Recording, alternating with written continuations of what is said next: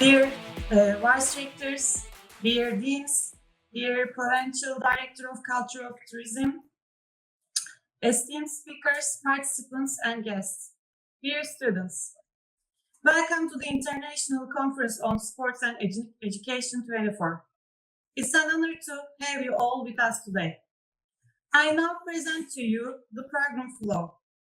Moment of silence, the national anthem, opening speech by Dean of the Faculty of Tourism, Professor Dr. Mehmet Emre Güler, President Minerva Ganti, NGO, Dr. Roberto Solinas, President NGO Nest Berlin, Dr. Maria Grazia Plina, Dr. Sadık Doğruer, İzmir Provincial Director of Culture and Tourism, Vice Rector, Professor Dr. Muhsin Akbaş. Following the opening speech, the conference session will commence. Dear participants, I kindly invite you all to stand for a moment of silence, followed by the performance of the national anthem of the Republic of Turkey.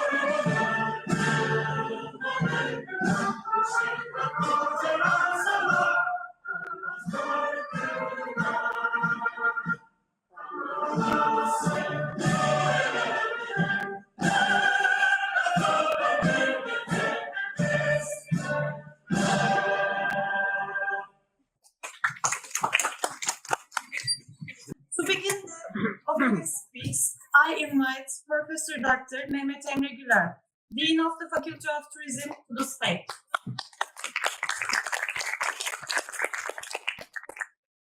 Dear Vice Rectors, dear Deans, dear Provincial Director of Culture and Tourism, dear President of NGOs, esteemed speakers, participants and guests, dear students. It's my honor and privilege to welcome you to the 24th International Conference on Sport and Education. Today, we gather here united by our shared dedication to exploring the vital role that sport and education play in shaping a better future. Through these fields, we can foster healthy lifestyles, promote inclusivity, and empower individuals to reach their full potential. ICSE has always been a platform where ideas flourish, where academics and practitioners collaborate, and where new strategies are developed. Over the next few days, we will have the chance to dive into insightful research, engage in enriching discussions, and build valuable connections. Together, we will explore the latest advancements and share practical knowledge to create impactful changes in both sport and education. I would like to extend my heartfelt gratitude to each and every one of you speakers, panelists, organizers, and attendees who have gathered from around the world to make this event extraordinary. Your contributions make this conference a source of inspiration and a driving force for positive change. As we embark on this journey of learning and discovery, let us remember the profound influence our work can have on individuals, communities, and the world at large. With this spirit, I'm delighted to officially open the 24th International Conference on Sport and Education. Thank you and welcome again.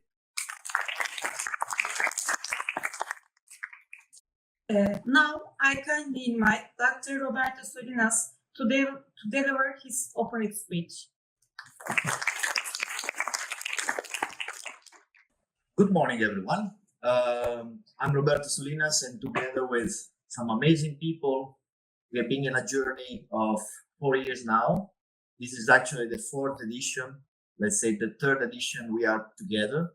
We started in Sardinia, in my island, in 2021. Then we had Berlin, in Germany. Last year, we've been in Rome, in La Sapienza University. And today we are extremely happy to be here in Izmir. I would say that there are so many people that I would like to thank. All the organizer, the university here hosting, the team. I know there are some students, some volunteers that have been working a lot to make this event possible. Some of them, they are also here present, and I hope in a great contribution from all of you. And there are also some people from Mina Vaganti NGO, my institution. I will have a fast presentation later. And as well from people that were the bridge between us and the organizer here, like Mr. Johannes de Waal, that for sure is one of the persons that made this event possible. If it's possible, and I really hope that technology will help, I would like to show where we come from. So it's basically the previous edition in Rome. Let's see if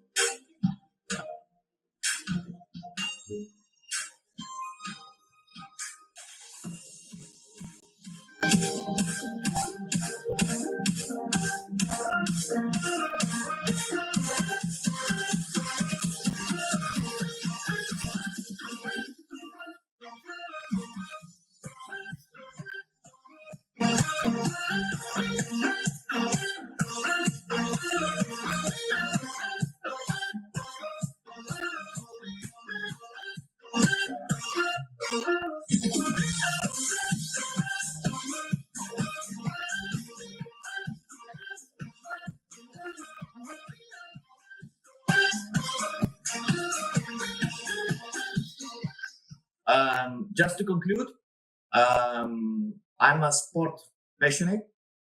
I'm a traveler, more than a tourist. I've been in more than 100 countries in my life. I'm an educator. I'm a researcher, and all together with sport and tourism, I would like to be here with you today to create something together and to continue the path that we are following in the last 4 years. So thank you very much, and stay with us for the full day.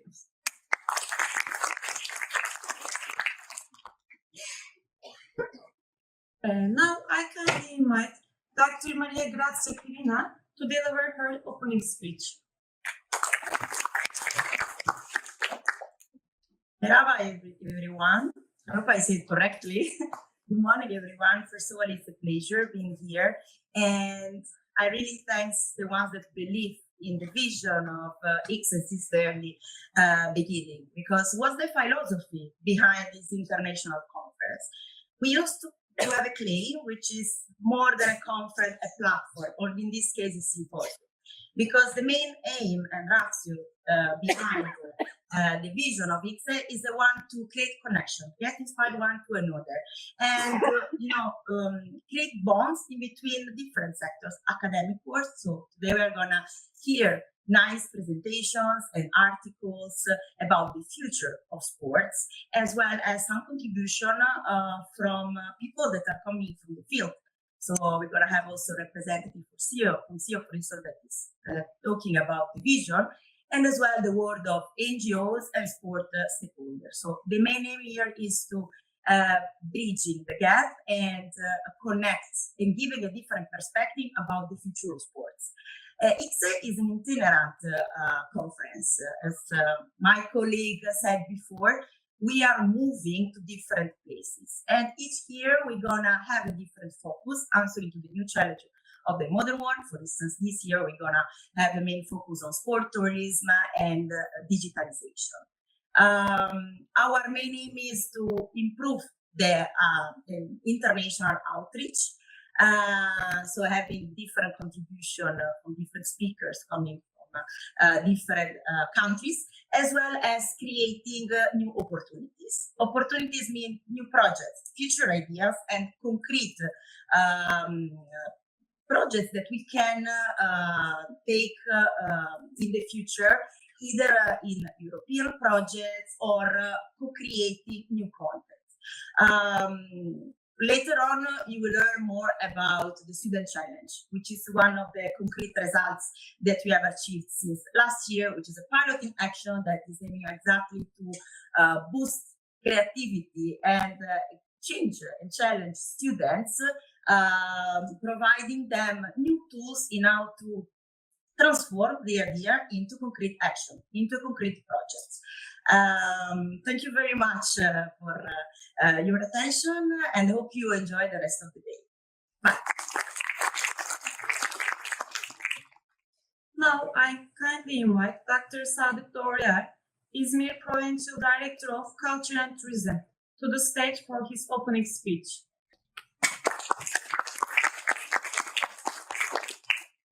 Sayın Rektör Yardımcım, değerli dekanımız, çok kıymetli akademisyenlerimiz, öğrencilerimiz, değerli basın mensupları, spor ve eğitim temalı Katip Çelebi Üniversitesi'nin düzenlediği bu eğitime, sempozyuma İzmir İl Kültür Turizm Müdürlüğü olarak katılmaktan onur ve gurur duymaktayız. Spor ve eğitim ve turizm faaliyetlerindeki tüm faaliyetlerde aslında hekim olarak, bireysel olarak hem sağlık hem biyopsikososyal hem de bulunduğu kentin ekonomisini ve sosyal, kültürel temasını güçlendirdiğinin farkındayız.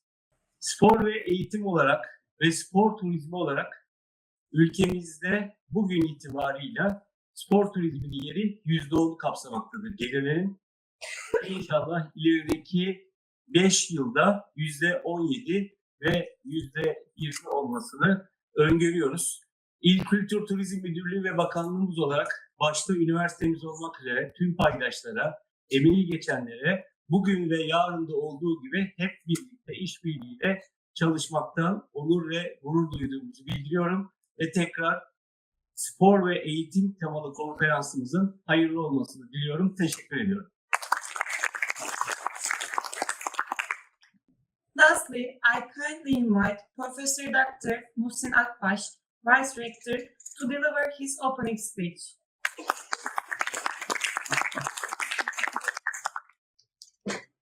Distinguished guests, speakers, participants, colleagues, and dear students, welcome to the International Conference on Sports and Education 2024. First of all, I'd like to convey to you the greetings and well wishes of our rector, Professor Dr. Safet Köse. It is an honor for me to address you today as the Vice Rector of İzmir Katip Çelebi University. I am truly excited to see so many scholars, educators, practitioners, and students gathered here at our university, representing diverse cultures and institutions, united by a shared passion for the transformative power of sports and education. This conference is, as far as I am concerned, a result of the fruitful collaboration between our institution, İzmir Katip Çelebi University, and especially Faculty of Tourism, and Minavaganti NGO, forgive my pronunciation if anything wrong, from Italy, La Sapienza University, also from Italy, and Nest Berlin NGO from Germany. Through this partnership, it is explored how the synergy between education and sports can be a catalyst for personal and social growth for a better world. As İzmir Katip Çelebi University, we are particularly proud to host this conference this year which provides us with an opportunity to engage with some of the brightest minds and most passionate advocates in the fields of both education and sports. This gathering is more than just an academic event. It represents, at the same time, the potential for meaningful transformation and collaboration that can have a lasting impact on individuals and communities across the globe. Education and sports, though often viewed as distinct, are deeply intertwined. As you well know, education is the foundation upon which we build knowledge, critical thinking, and the skills necessary to engage with and thrive in the world. Sports, on the other hand, teach us discipline, teamwork, leadership, and perseverance. Together, they offer an integrated approach to human development, enriching lives and preparing individuals to meet the challenges of a rapidly changing world. Over the following 3 days, the experts on these issues will share the findings of their research. I expect that this conference is not just an opportunity to listen to thought-provoking presentations, but also a chance to engage in meaningful dialogue, build partnerships, and foster collaborations that extend far beyond the walls of this hall. We are here to learn from each other, to challenge our thinking, and to find new ways of working together that can create lasting change in both the educational and sporting landscapes. Finally, I'd like to express my sincere gratitude to our esteemed speakers, dedicated organizers, and generous sponsors for making this event possible. And to all of you, our participants, thank you for your commitment to this important conversation. We all look forward to the thought-provoking presentations, discussions, and innovative solutions that will emerge from this gathering. Once again, welcome to the International Conference on Sports and Education 2024. I wish you all a productive, inspiring, and enriching experience. Thank you. We will now proceed to the first session of our conference. I invite the chair of the first session, Professor Dr. Zafer Öter, along with the speakers, Mr. Nurettin Memur, Associate Professor Barbara Matza, Mr. Emanuel Yuzafatsky.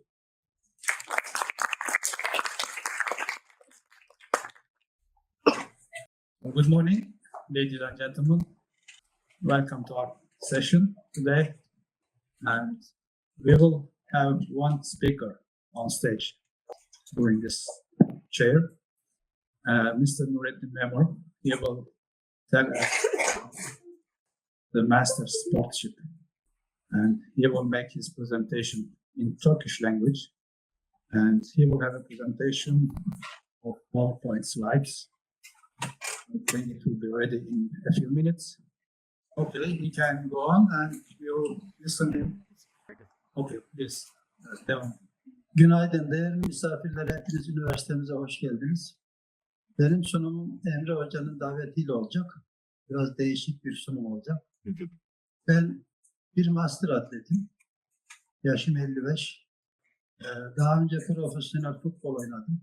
95 yılında ön çapraz bağlar kopunca futbolu bırakıp farklı bir spor yapayım dedim ve atletizme başladım. Atletizmi yaparken de bu işi adam akıllı yapayım dedim. Yarışlara katılayım dedim. Yaklaşık 15 yıldır falan yarışlara katılıyorum. Master atletizme dikkat çekmek için bu sunumu hazırladım ben. Master atletizm ne demek? Master atletizm uluslararası çapta yarışlar yapılan, şampiyonalar yapılan bir yarışma. 35 yaşından sonraki sporcuların katıldığı 5'erli yaş gruplarıyla yarışılan bir şampiyona. Yani 35-40, 40-45 bunun sonu yok. 105 yaşında yarışmacılar gördüğümüzü hatırlıyorum. Master sporcuların antrenmanlarındaki eksiklikleri, aksaklıkları gördüğüm için özellikle Emre Hoca'dan böyle bir şey rica ettim. Master sporcular daha önceki hayatlarında profesyonel olarak ya da işte elit sporcu olarak yarışmış kişiler olabilirler. Ya da daha sonradan sporla hiç uğraşmadığı halde 40-50 yaşında spora başlamış olabilirler. Ben özellikle atletizmi anlatacağım size. İnsanoğlunun içinde öyle bir şey var ki yarışmacı ruh. Yaşı 80 de olsa, 90 da olsa, 100 de olsa bu yarışmacı ruh her zaman var ve devam ediyor. 7-8 yıl kadar önce Budapeşte'de de sanırım, ya Zagreb'te bir yarışmayı hatırlıyorum. 75-80 yaş grubu bir Türk sporcumuz vardı abimiz. Engel koşacaklar. Toplamda 4 sporcu var. Birinci gün 2 sporcu sakatlandı. O yaş grubunda yarışmacılar az oluyorlar. 2 sporcu sakatlandı birinci gün. İkinci gün engel yarışına 2 sporcu kaldı. Birisi Sırp, birisi de bizim atletimiz. Birinci tabanca patladığında fodepar yapıldı. Sırp atlet koştu, engele takıldı ve düştü. Zaten yeniden başlattılar yarışı. Ve tek sporcu kaldı. Bizim sporcumuz kaldı. Tek başına yarışacak. Normalde atletizmi izleyenler görmüşlerdir. Fodepar yapıldığında, bir defa hatalı çıkış yapıldığında diskalifiye edilir sporcu. Ama master atletizmde 2 hak verilir. 2'den sonra diskalifiye edilir. Tek sporcu yarışan bizim atletimiz 2 defa fodepar yaptı ve diskalifiye oldu. Yarış tamamlanamadı. Şimdi ben bunu niye anlattım? Onu eleştirmek için anlatmadım. Ondaki hırsı, kazanma ruhunu dikkat çekebilmek için anlattım. Sordum abi tek başına yarıştın. Niye bu kadar hırs yapıyorsun? Neden 2 defa üst üste fodepar yaptın, hatalı çıkış yaptın diye. Rekor kırmaktı gayem dedi. Meğer Türkiye rekoru kırmak için koşuyormuş. Yani şunu anlatmak istiyorum. İçimizdeki hırs yaş 100 olsa da devam edecek ve devam ediyor. Ben San Sebastian'da 87 yaşında bir Yunanlı'nın sırıkla atladığına şahit oldum. 3 adım atladı birinci gün. İkinci günde sırıkla yüksek atladı. Yaşı da 87 ve o kişi şu anda 90 küsur yaşında hala da yarışmaya devam ediyor. Önceki yıl merak ettim yol yarışlarında ne kadar atlet katılıyordur diye bir istatistik çalışma yapan arkadaşımız var. Ersin Ata isminde. O da şu anda master atlet olarak yarışıyor. %79'unun master atlet olduğunu öğrendik yol yarışlarına katılanların. Yani 1000 kişilik bir yarış yapılıyor. Bu yarışa katılanların %79'u master atlet olarak katılıyor. 35 yaş ve üstü. Şimdi buradaki katılımcılardan bu konferansı düzenleyen hocalarımızdan şunu rica ediyorum ben. Bir yarışmanın katılımcılarından %79'u master olarak tespit ediliyor. Ama ne yazık ki master sporculara yönelik bir eğitim, master sporculara yönelik bir antrenman programı, master sporculara yönelik bir beslenme programı yapılmıyor. Spor eğitimiyle uğraşan akademisyenlerimizin çoğu normal performans sporcular için bu eğitimleri hazırlıyorlar, planlıyorlar ve uyguluyorlar. Ama yarışmacıların, özellikle atletizmi diyorum, yarışmacıların büyük çoğunluğu master sporcu olduğu halde bunlar antrenörsüz yarışıyorlar. Bilimsel çalışmadan uzak antrenman yapıyorlar. Sonrasında ne oluyor? Mentalite var ama vücut buna el vermiyor. Ya sakatlık oluyor ya da işte aşırı başarısızlık oluyor ve spordan soğuyorlar. Benim özellikle burada hocalardan ricam spor eğitimi yaparken master sporculara da ayrı bir pencere açmaları. Master sporculukta mesela size biraz önce Sadık Başkanımızın söylediği şeyden hareketle size birkaç örnek vermek istiyorum. Bu sene yapılan, Göteborg'da yapılan Dünya Şampiyonası, Dünya Atletizm Şampiyonası. Katılımcı sayısına bakar mısınız değerli misafirler? 8028 atlet katılmış. Ve 12 gün boyunca sürüyor bu. 8028 atlet yanında refakatçileriyle beraber 10-12 bin birey yapıyor. 10-12 bin kişi 12 gün boyunca bu şampiyonanın yapıldığı şehirde turist olarak kalıyorlar. Bu büyük bir ekonomi, turizm ekonomisi aslında. Bir önceki yarışmaya bakalım. 2018'deki katılımcı sayısı 8197. Ve işte az önce söylediğim gibi 10-12 gün süren yarışlar bunlar. Bunlar sadece sporcu, büyük bir çoğunluğu yanında refakatçiyle beraber katılıyor. Bir önceki son olarak onu da vereyim. Lyon'da yapılan yarışmaya 8073 atlet katılmış. Ya burada herhalde master sporcuların ne kadar katılımcı bir gösteri olduğunu görebiliyoruz. Ülkemizde bu kadar yaygın değil. Ben 10 yıl boyunca Türkiye Atletizm Federasyonu Master Kurul Başkanlığı yaptım. Geçen yıl istifa ettim yoğunluktan dolayı. Bizdeki şampiyonalarda işte 150-200 sporcu katılır ulusal şampiyonalarda. Yurt dışına giderken yine 40-50 kişi gidiyoruz. Balkan şampiyonasına biraz daha fazla gidiyoruz ama ülkemizde ne yazık ki master sporculuk dünyadaki kadar gelişmiş değil. Birkaç tane sonuç verip konuşmamı bitireceğim. Mesela şunu da söylemiş olayım. 2014 yılında Avrupa Şampiyonası yaptık burada. Yaklaşık o da 8-9 gün sürdü. O zamanki Büyükşehir Belediye Başkanımızla konuşmuştuk. Bayağı bir yardımcı olmuştu bize.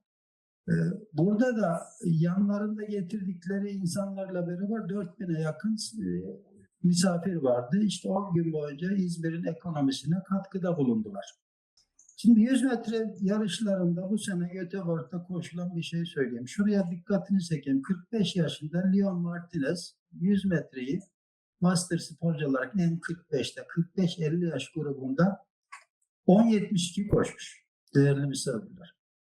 10.72 Türkiye'de bu sene elit sporcularda koşan ya 3 kişidir ya 4 kişidir. Yani bu arkadaşı, bu sporcuyu getirsek Türkiye'de birinci, ikinci adam olarak 100 metrede yarışabilir bizim milli takımda. 200 metrede bir derece var. Troy Douglas'ın 20.64. Bu da M40-44 yaş grubunda koşmuş. 20.64 Türkiye'de koşan devşirme sporcular hariç yok.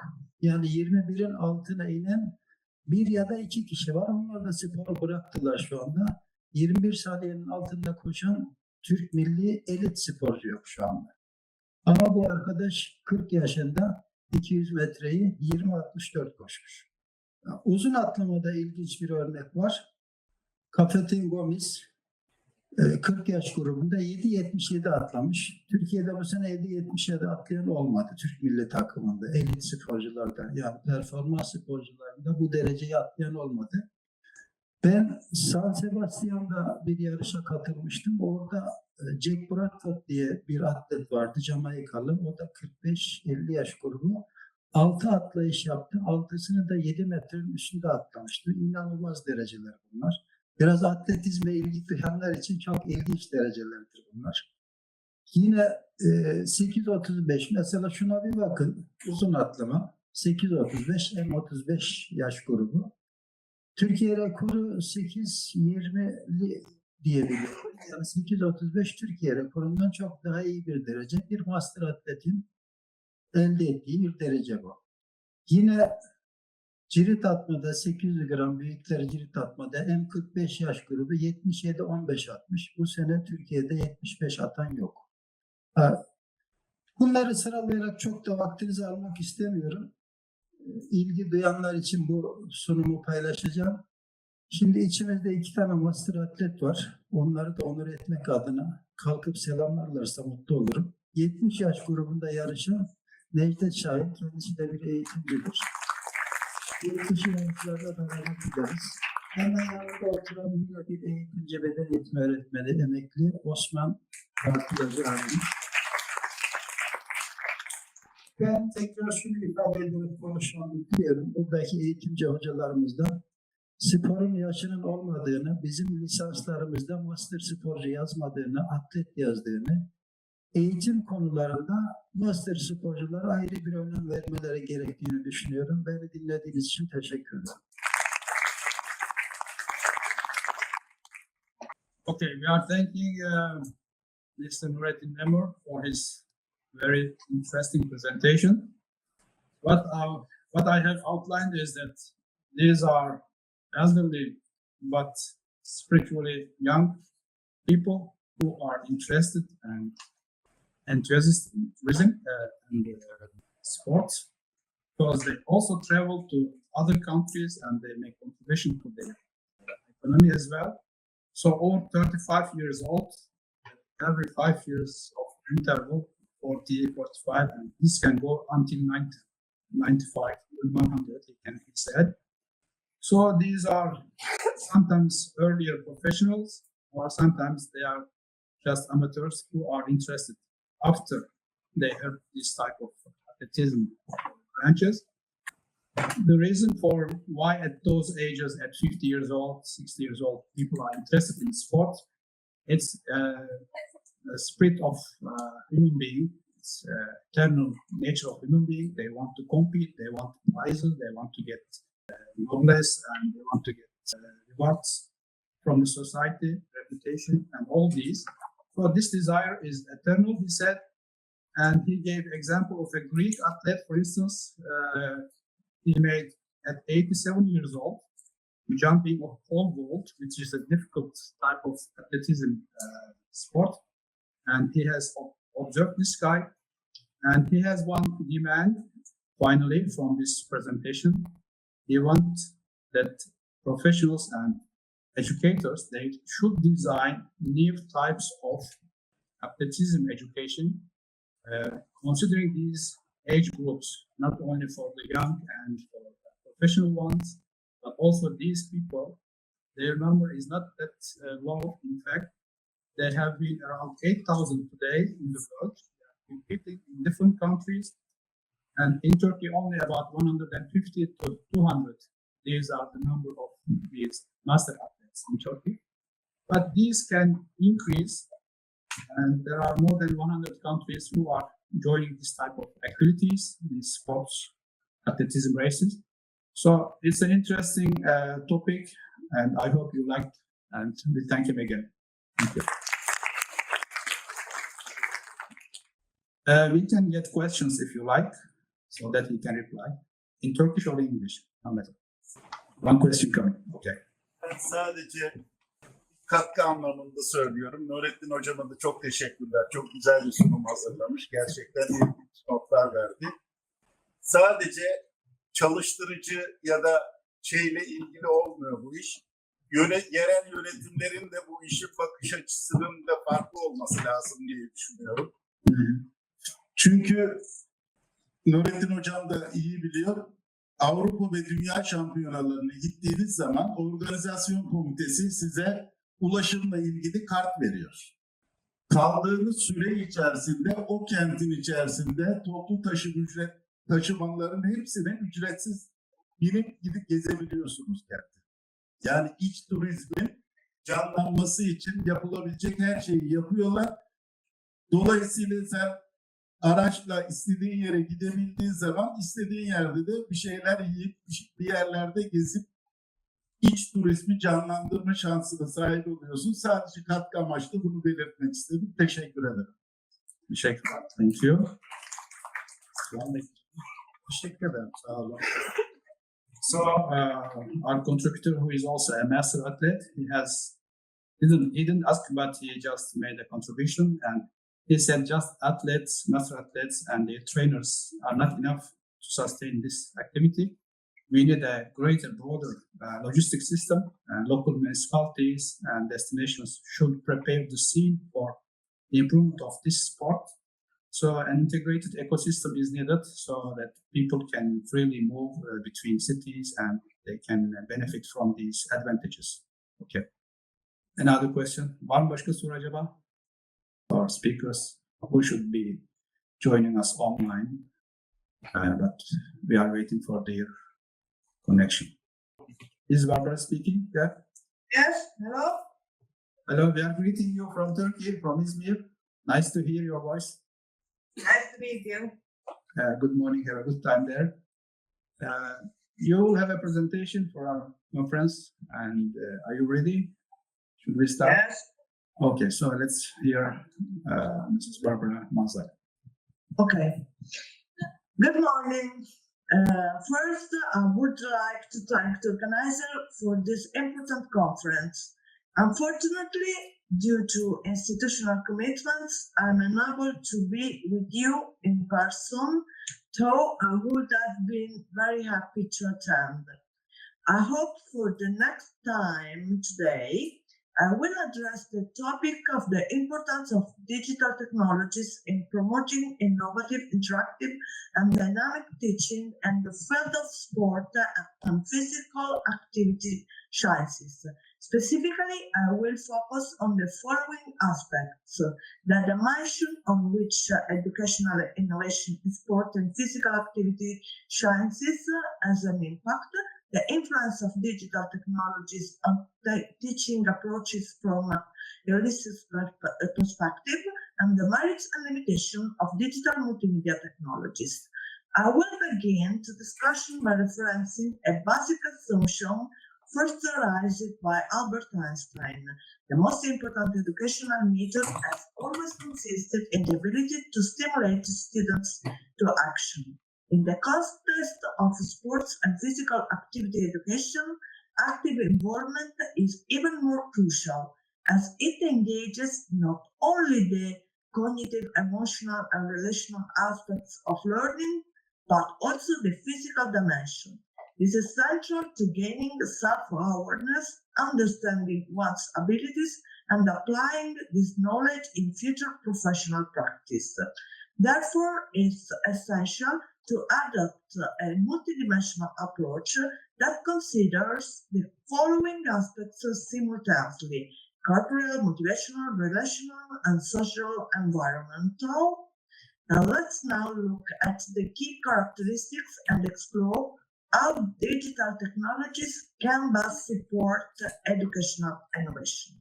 The physical dimension is particularly important as it enhances various aspects, such as understanding one's physical resources and limits to personalized training plans, training specific movements to improve performance using virtual avatars to compare and visualize desired body movements, enhancing psychophysical capabilities to manage stress and improve well-being, continuous health monitoring using devices like heart rate monitors, verifying the body response in different scenarios and conditions through simulation, and adjusting tools and equipment based on individual needs.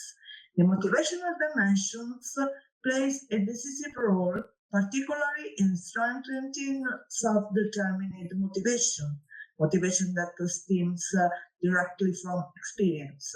This type of motivation is closely linked to intrinsic motivation about like personal goal and expectations, and extrinsic motivations about factors like cultural context, relationship, and experiences. In particular, self-determined motivation is driven by freedom of expression, the ability to test one's physical and mental potential, facing challenges both on and with others. Clear standards and criteria of evaluation and self-evaluation. Digital technologies contribute by encouraging the customization of training and learning programs, as well as offering opportunities for self-assessment, such as virtual and intelligence tutors, simulation environments, and collaborative content creation, self-assessment tests, and alternative evaluation methods. The relational dimension enhances the value of training through direct peer interaction, fostering a sense of belonging to a group, whether it's a sport team or a training group. In this context, technologies help to facilitate the exchange of knowledge enabling shared experiences across physical, digital, and virtual environments, which strengthens understanding, commitment, and engagement. For example, drawing on the complex model of training in sports and physical activity, we see that the most effective methods are those that promote students' autonomy under the guidance of the educator, as these approaches enhance attitude and participation, support relationship, but excessive control or chaos may lead to motivation. The socio-environmental dimension promotes the connection between theoretical learning and professional practice, enabling students to better understand how to apply acquired knowledge in real-world settings. Technologies can help create a climate of emotional community and interaction, encouraging collaboration and reflecting on optimal growth paths. At this point, we can address the question, which technologies are most effective in achieving this goal, considering that it influences the modal shaping, acknowledging of social, cultural, technological factors.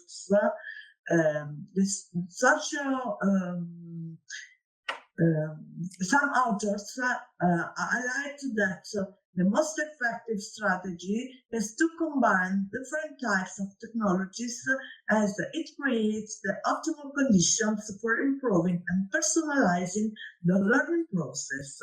These technologies include, for example, computer and student interaction, educational support programs, programmed learning using structured schemes and reinforcement for personalized study, multimedia technologies for dynamic content visualization, aiding the execution of tasks, exercise, and evaluation. Integration of different activities, skills, and knowledge across initial topics and integrated courses to advance understanding. Structural and logic approaches to problem solving, diagnostics, and performance monitoring, gamification to simulate and develop problem solving, scenarios that require competent decision making, dialogue to expand cooperation at the subject level, fostering collaboration between teacher and leader and the learner. The combination of these technologies also leads to combination of teaching methods. We can consider three major approaches to training in a holistic approach that integrates psychological, emotional, cognitive, and behavioral dimensions. And constructive approach that encourage metacognition, motivation, commitment, and performance. This approach draws from the flipped classroom and utilizes technologies like virtual reality and augmented reality. An interactionist approach which values collaborative learning and integrates. Excuse me, Professor, I should intervene. We have a limited time, so we have one more speaker waiting online. So can you please summarize and finalize your speech in, let's say, 1 minute, please? Okay. I conclude. An interaction approach which values collaborative learning and integrates artificial intelligence and gamification, and such a cultural approach which employs problem-solving techniques to stimulate creative thinking and foster professional. Therefore, it's crucial to strengthen research on the impact of technologies for training by conducting studies that assess how students use technologies and examine usage by discipline, student demographic, and satisfaction with various learning factors. So it's essential to master and adopt technological tools to meet the needs of people and the era in which we live. As Thoreau said, we must avoid the situation where men become the tools of their own tools. Thank you for your attention. We thank you.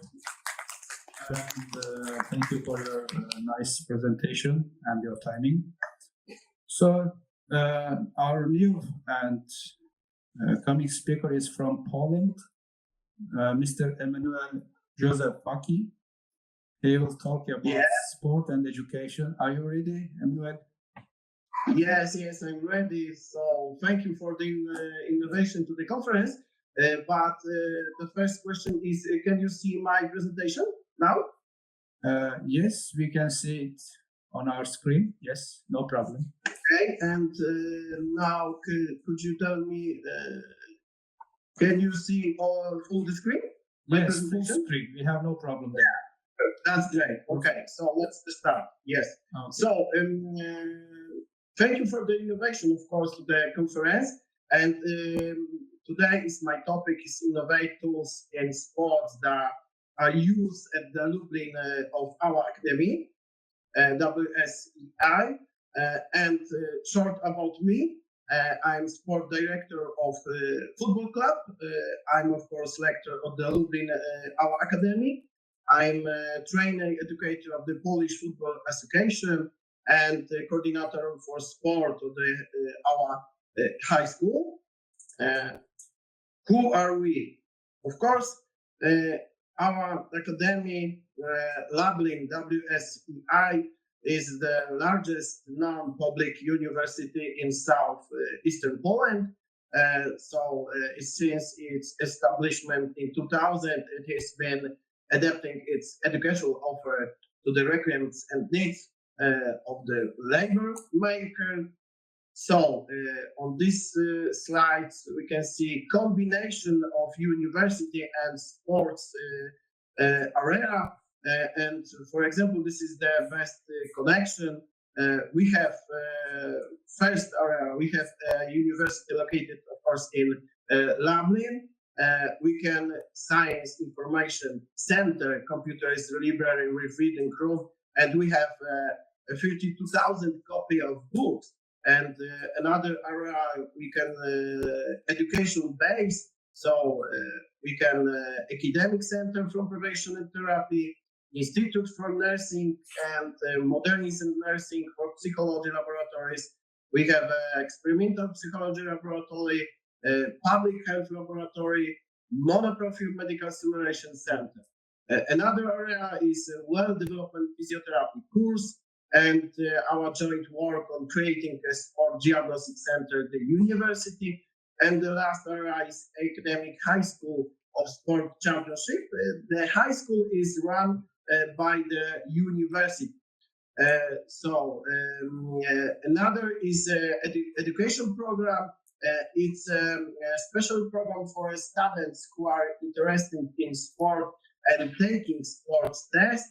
And now the wide range of bachelor's and engineering study includes over 37 specializations prepared according to the highest. And we have a faculty of administration, we have a faculty of transport and computer science, faculty of human science, and we also have master's and doctoral studies. So the Lublin Academy is a place of course development.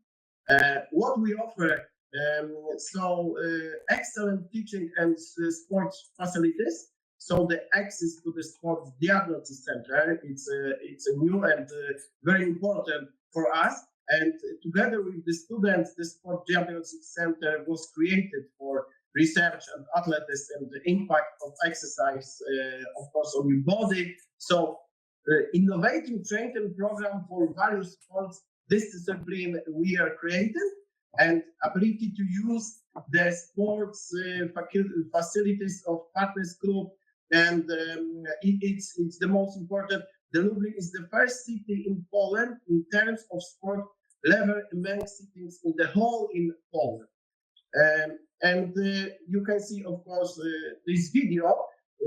And the Sports Diagnostic Center is a place for development of sports for students, because this is the only such place in the province created in December 2022, which is aimed at students of our university and competitors of partner club from all over Lublin.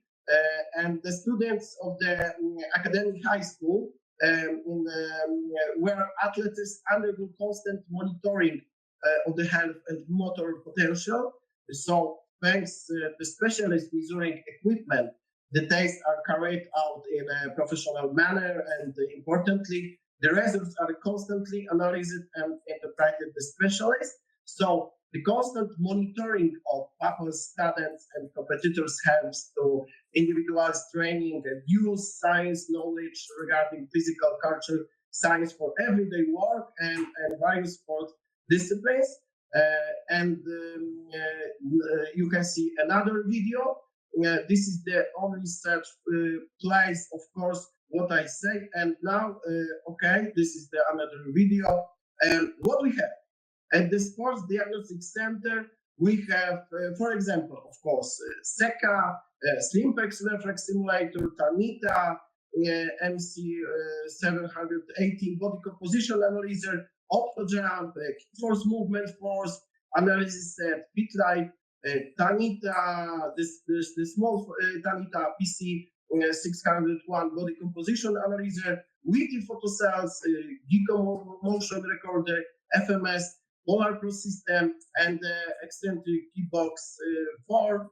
And now this is the most important, of course, is the test. And the first area is the year of the research on the somatic condition of athletes and the several thousand surveys conducted among athletes, selecting and creating optimal individual and team training. Another one is development for future research aspects, creation of elements correlate with sports at the Lublin Academy of our university. And now research the results of presentation of the result establishment, the Sports Diagnostic Center at our university. And so we can see, thanks to this, of course, a system correlated areas of the Lublin University of Technology was created. And this is, of course, Sports Diagnostic Center. This is a physiological laboratory. This is a physiotherapy office. And we have, of course, a gym. And what include, this is innovative creation of incorrect system, create specific for the sports space. And thanks to the specialist measuring equipment in the Sport Diagnostic Center, where we have athletes and examine in professional manner, and importantly, the results are continuously analyzed and interpreted by specialists. We constant monitoring of upper students and athletes' health, and is based on the individualization of training and above all the use of science knowledge regarding physical culture science for everyday work and in various sports disciplines. So thanks to which the pupils and students learn about the forms, about the methods of shaping functional fitness, the better knowledge of the area of motor preparation and methods of supporting the training process, both the level of professional and amateur sports. So this is the more detailing training plans with asymmetric goals. And the second, the last, of course, the reduced number of injuries. The injuries, thanks to the introduced method system, correlate in the sports area. So, Dear thank you very much. You are finishing, I guess. Thank you. Thank you. You are on time, and thank you for your attention and the timing. It was very nice. Thank you. Yani oturumumuz bitti. The end of this session. Thank you for your participation.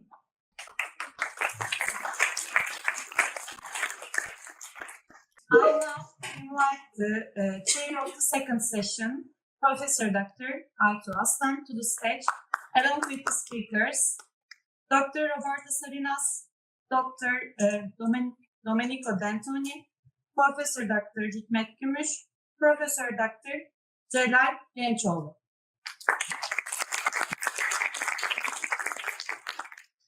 Okay, so welcome to second session. So we have passed our time designated for us a little. So without further delay, so we will start our second session.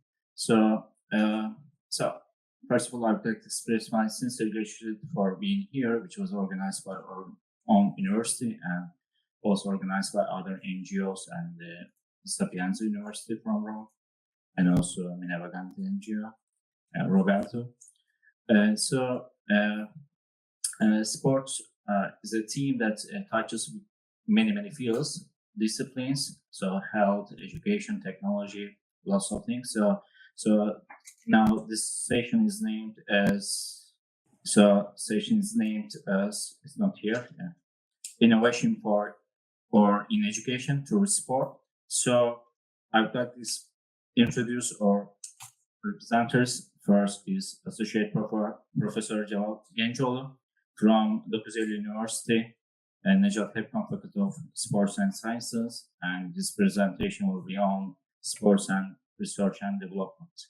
So we will appreciate if you finish your speech in 15 minutes. Of course, for all participants. If I may, please. Hi everyone, I'm Celal Gençoğlu from Dokuzeli University. Thank you for inviting me in this beautiful event. Today, my topic is what technology has changed in sports and its future directions. In my PhD and as a researcher in university, I have witnessed very beautiful examples of advancements in the sports technology because of our equipments change, become smaller and etc. I'm showing you this outline, but most part of it may be already known session. Maybe it's a status descriptive of the now current sports technology. However, it's a now multi-billion-dollar industry, sports technology, and it's set to reshape our sports for better and limiting, pushing the boundaries in human performance, especially in the athletics. We can show very different timelines for advancements and improvements in sports technology. However, all the narratives are so close. So in this timeline, there is some improvements focused on racket sports, such as surge speed, demonstrated and presented in real time in tennis, and then cricket, and then going other racket sports. And nowadays, I will mention later detailed goal line technology and etc. Without speaking about the equipments and the materials, I can think the sports technology can be described. Various equipment now we are using in sports, and sports tracks, sports shoes, helmets, mouth guards, swimming sphere. Also in the swimming, they break the records with their help to the athletes. But not only in the equipments and the training regimens development, we have some innovations in the sports nutrition.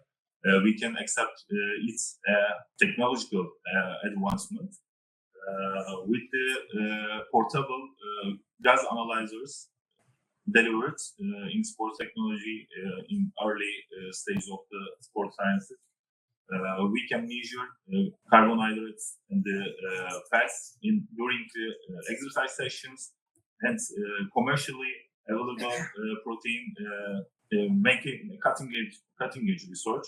We can say like this, because of the dietary supplements help the athletes enhance their performance. And if we are talking about these dietary supplements, we have to talk about the sports drink, because because of the hydration status. And some methodological approaches such as muscle biopsy techniques improved, and then wearables come into the sports technology in a better shape. This is my favorite illustrations then and now. Of course, in the sports, priorities, functionality, early primitive version of the sports equipment. After then, now we have very lightweighted frames, carbon fiber frames, and diminishing the air drugs for aerodynamics, helmets, and the disc wheels is also can highlight it. Now we have some implemented and changed the rules in the sports technology. We already know about the video assistant referee, make this call the referees in online technology, and in the tennis and now in the volleyball also use it, Hawkeye technology. These emerging technologies make our sports more fair and equitable, because removing the human error, referees makes call very precise calls. However, we still complain about the video assistant referee in football. Yes, the most used sports technological devices are, I think, it's wearables. Now, global position system. We watch the soccer games, and every game the players have a suite and the sensors at the back of their shirts.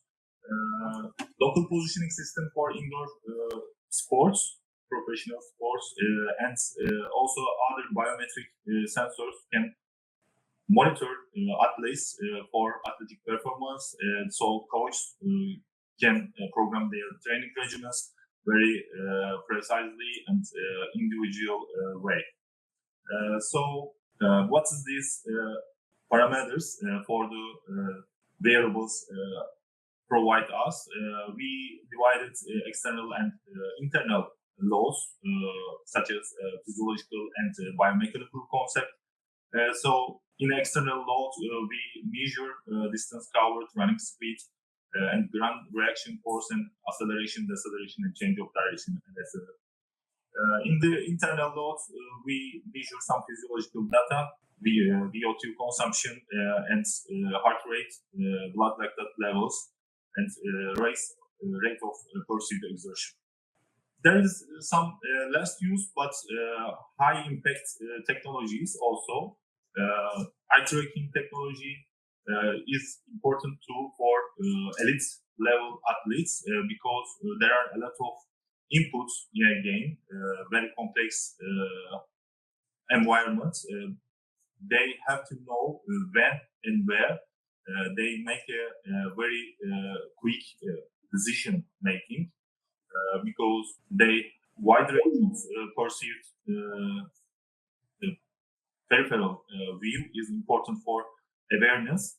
So they make very efficient and precise movements in the sport. We can see an example in soccer free kick and the penalty kick. There is very meaningful and significant observation with this technology. Maybe we can move forward for the future directions.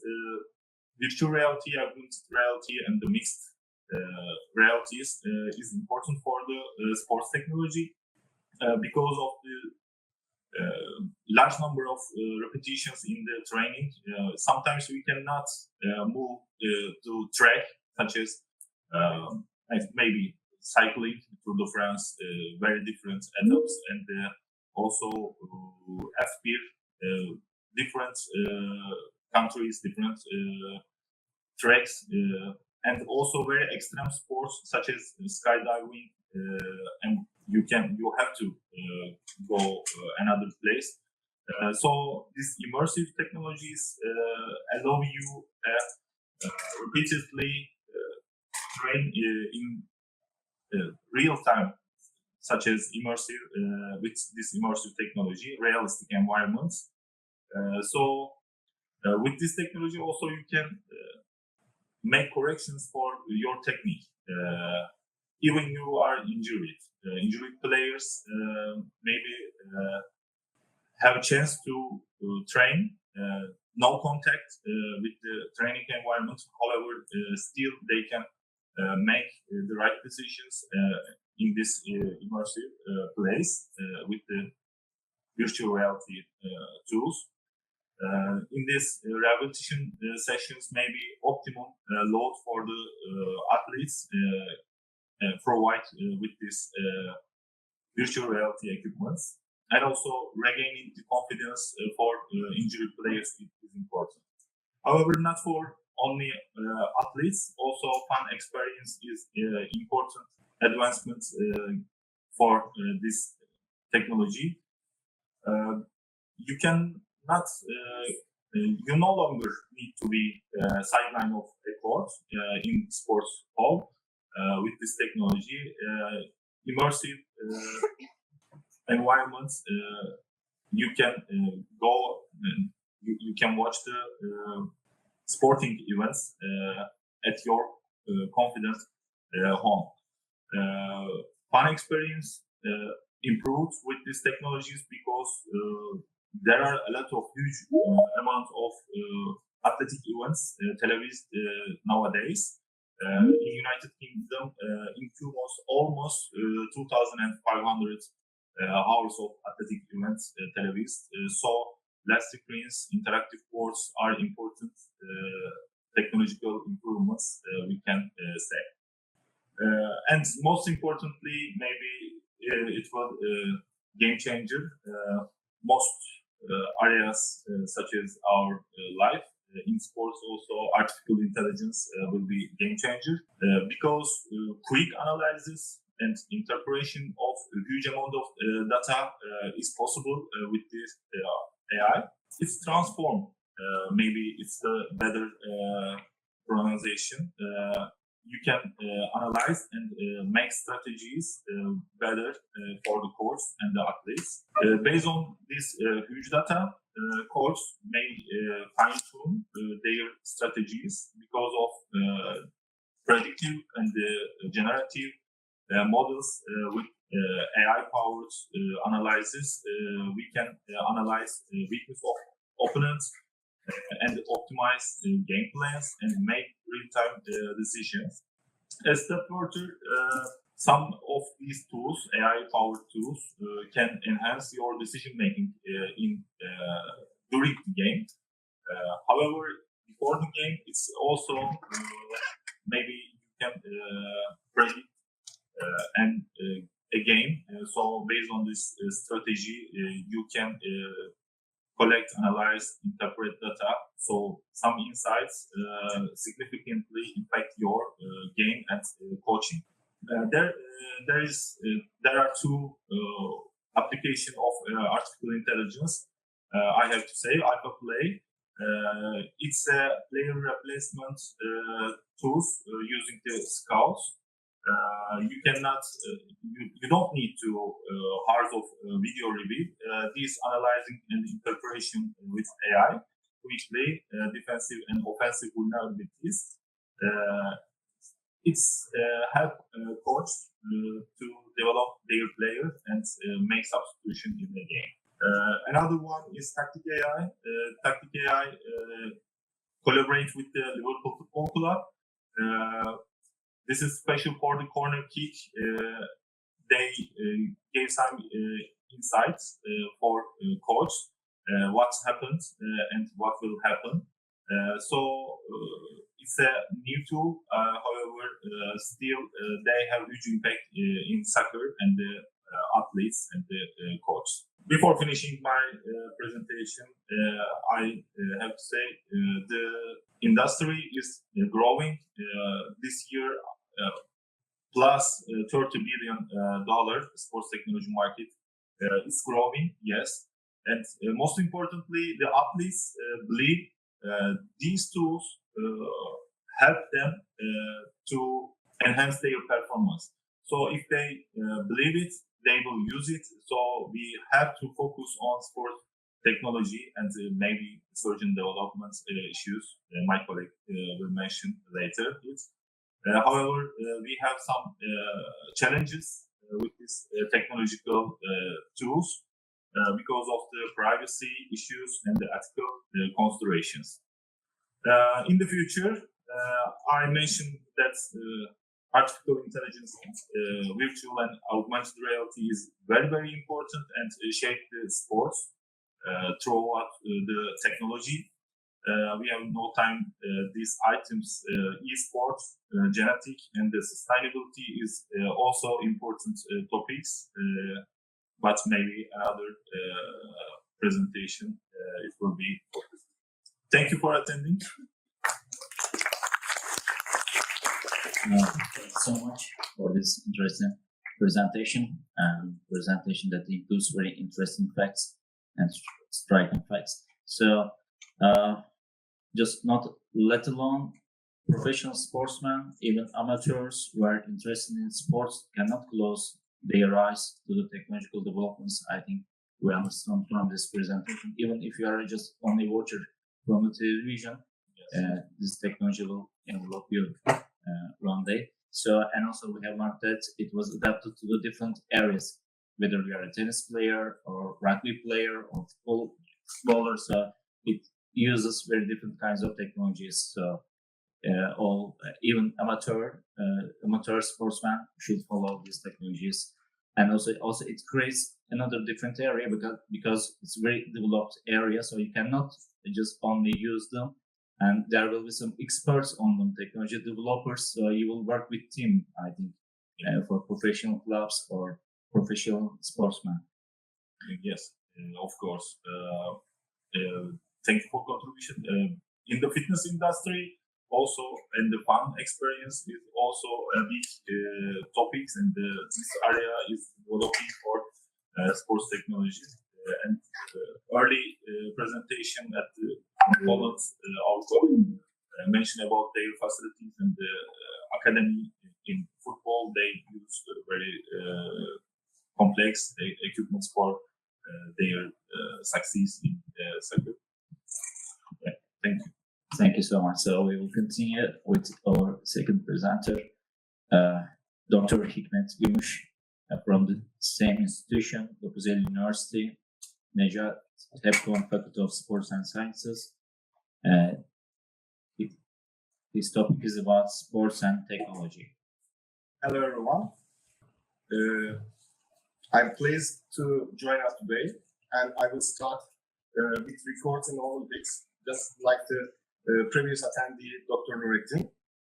Now, it starts with these words and these phrases, Sitius, Altius, and Fortius. And nowadays we add some together to this because today we need more than the human performance.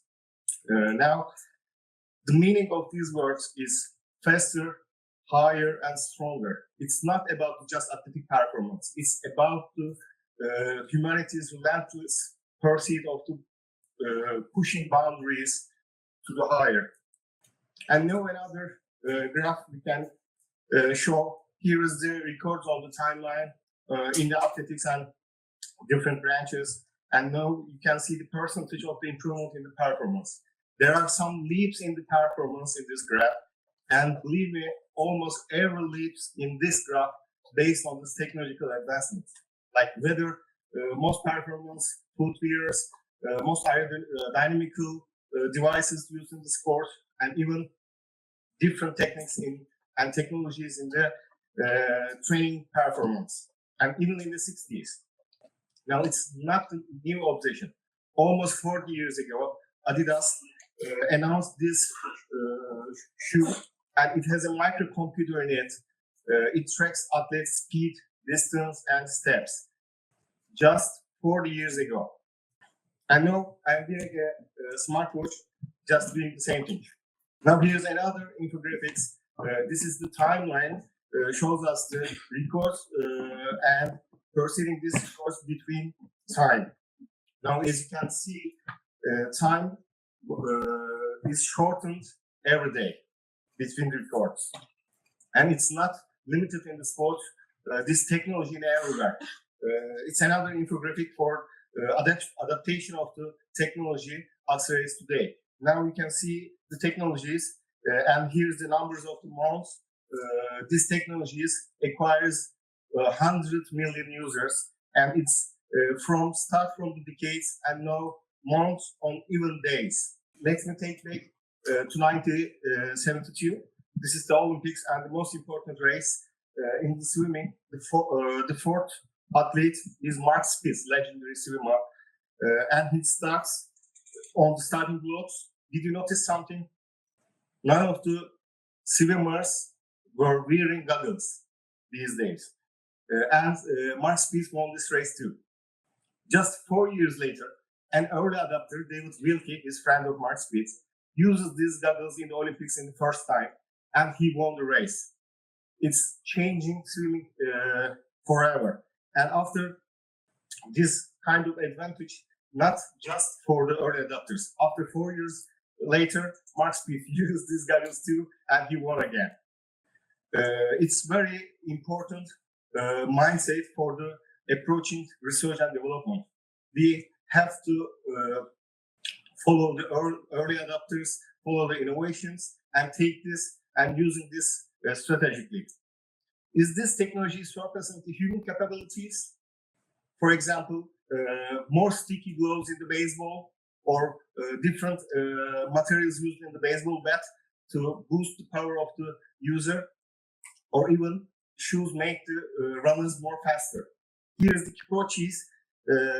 This is the one of the important events, Ineos.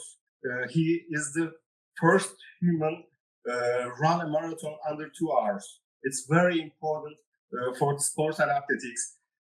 Is this record valid for you? According to the athletics of Federation of Athletics, it's not valid because of the 3 reasons. Kikochi uses a specialized drink for us, but these drinks do not contain any doping. And another thing, he uses the pacemaker. He uses a device, give him a pace to maintain his pace during the race. It's very hard for the marathons or long runs. And the last one is the Nike's Vapor shoe. This shoe gives athletes more than 50% speed on this course. And this reason, this record is not valid now. And is that cheating? Is that tech doping, or it's treating the equity in the sport? What do you think about that? Let me see your hands. Do you on the side of the approval this report, approval this technology in the sport? No one? Just 1 or 2. And denials, I want to see the denials. Who is on the side of the denials? And most of one in the both sides too. According to researchers, these shoes give them 4 to 5% faster than the average shoes, and even 2 or 3% faster than the nearest competitor, another tech shoe too. Now, another example, it's the Fast Light. It's the game changer in marathons and game changer in running. The track follows these lights, and on the track gives the athletes to the pace. It's very important on the long races. This helps the athletes breaking the records, and I remember more than 10 world records breaking in these events. Now, I think it's not just the sport performance, it's race against the time to reach the future. And as a researchers, we mostly publish the papers focused on the problem and published in journals and conferences and proceedings. It is just, is our role just that? What do you think? We just proceed the research, or involving this process, involving this innovation, involving in research and development? Most of us think this is another job. I'm just doing my research. Engineers or someone and companies take this research to move it into the innovation and produce new products or services. Research and development is the 2 sides of the same coin. And research is about exploration like we do, and development is another side of the coin. It's about the application or in the life. In the academic world, we mostly focusing on the research side, and they are already familiar with it. But the development is another part, and very crucial part. I think this part tends to be neglected for researchers. Now, theories and discoveries we develop academically can be easily transformed into innovations, transformed into products, and development process creates tangible services too. However, most of us have a little bit distance for this process, this development process, mostly focused on research. What is the reason for this? What do you think? Any ideas? I think likely because of the development process is not rewarded as the research system or our academic systems. Your academic systems focus just the papers and measuring impact as just the citations, not the real impact on life. Maybe we need to start changing this first. Another thing is, for the start, I don't want to give you examples for the real world, for the researchers and academics, and just one example that really excites me almost 2 or 3 years ago. This is the environment researchers used to simulate the real world in a digital environment. They created the world with the physics rules, and they created a model of the human. It has muscles, strain, or biomechanical parameters, and give as a reference motion. This reference motion is just walking, running, and standing on the world in a balance. And this is the reinforcement learning model that starts and based on rewards and penalties. The only task or only goal is jump as high as over the obstacle. It starts running after a billion times. It finds the methods that we use, the history of the athletics. This is the Western role that computer, that AI finds for us. And look at this. This is the Federer clock. Look at here for the center of mass under the pole to lowering his center of mass too. And look at the running and leaning angle to gain a momentum to across the pole. This is the way we can simulate the evaluation of the history, but this is the window, and we just look at the window to the past. Just think about, look at to the future. What this kind of models find for us?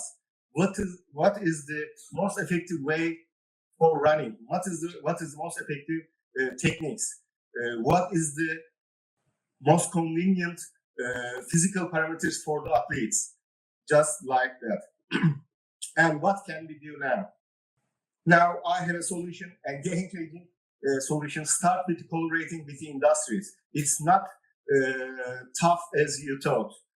Now, 3 steps, 3 easy steps. For example, if you're working on the wearables, want to work with the textile company, just Google it for the textile and R&D. Just the first 3 firms in your city, in your country, find their emails and just email them your work area, your passion, and your ideas. I assure, and third step is wait for the answer. I will assure you this will work. I tried so many times.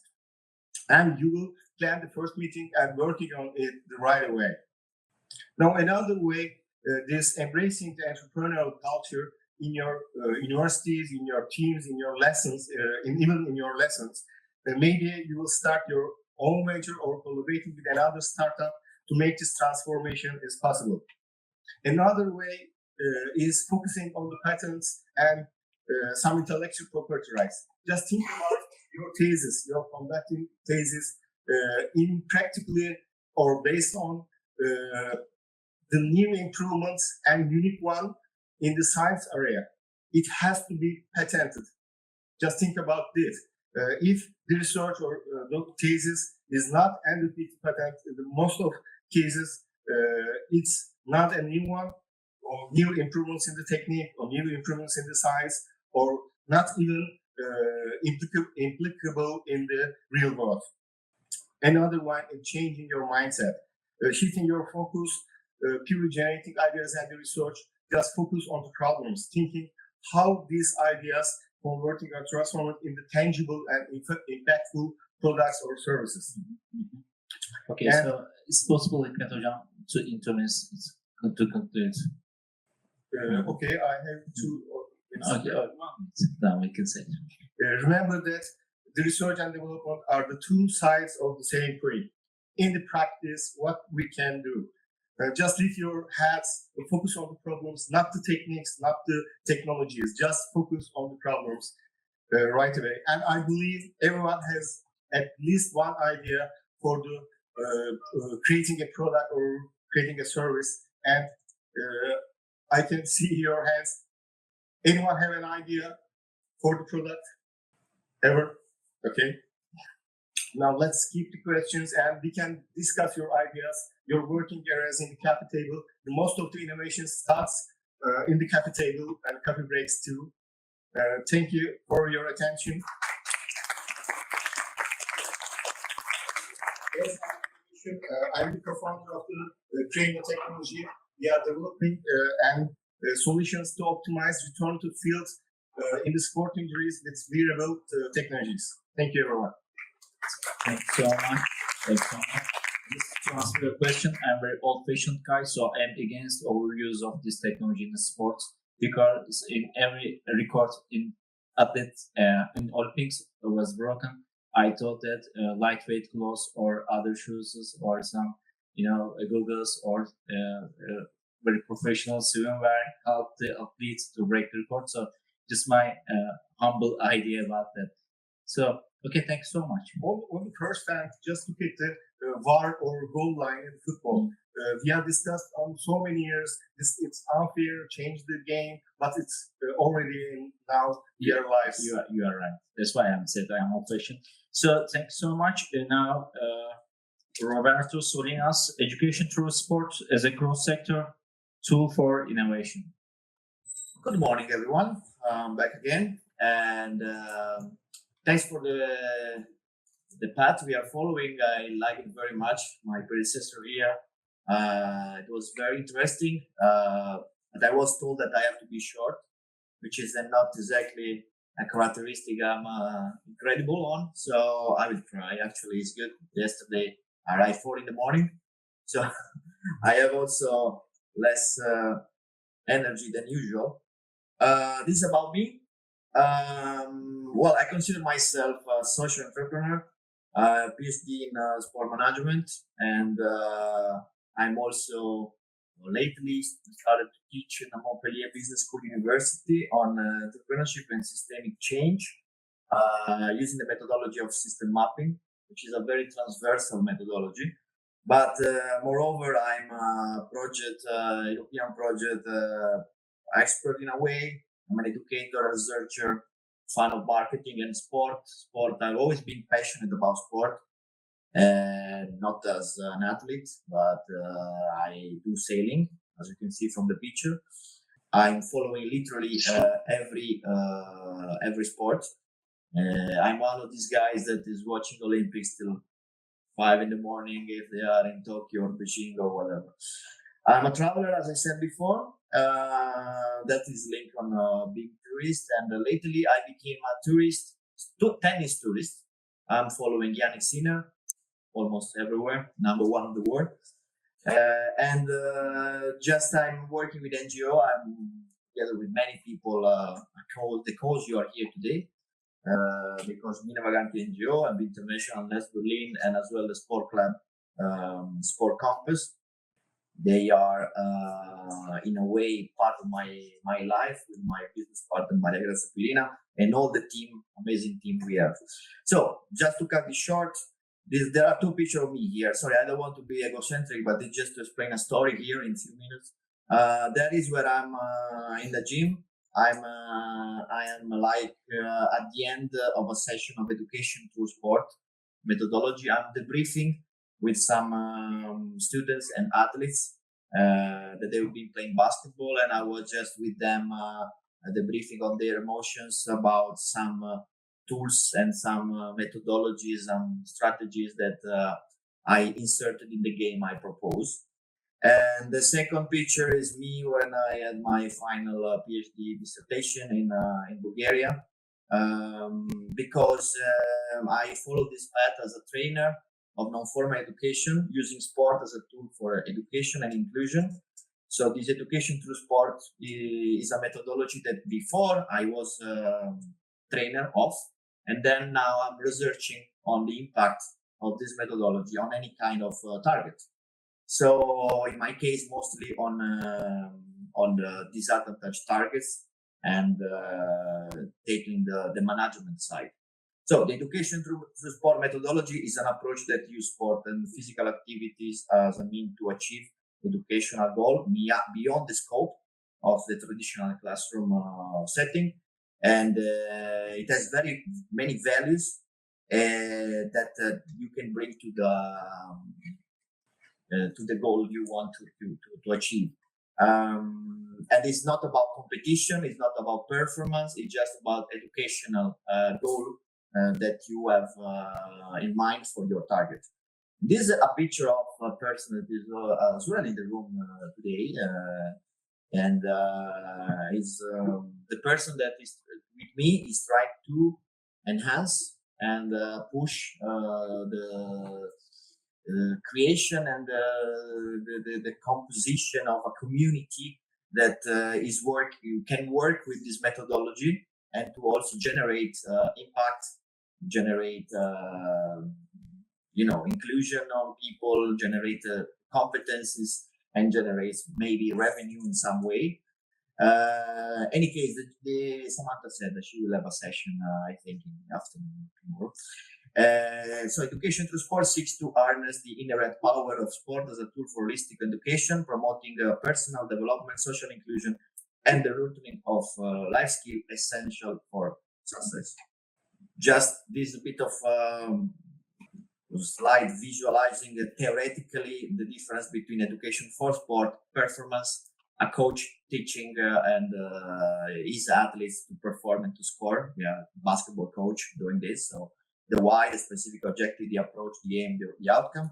The by sport is what we can call the grassroots sport approach. So the sport for all. So a kid that is going to swim, and there is a coach that is teaching him how to swim, but as well there are other aspects that is focusing on.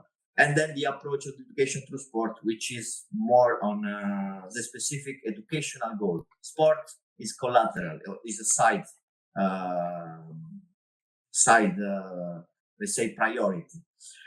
What we want to do, we want to create a community. We already want to develop an existing community, because in Europe, in my professional journey, I met many people, researchers, sport teacher, sport coaches, sport researchers, and people that are working with European funds that are using sport and in several ways. So there is a community, and we would like this community to start and grow and to do something together with a goal.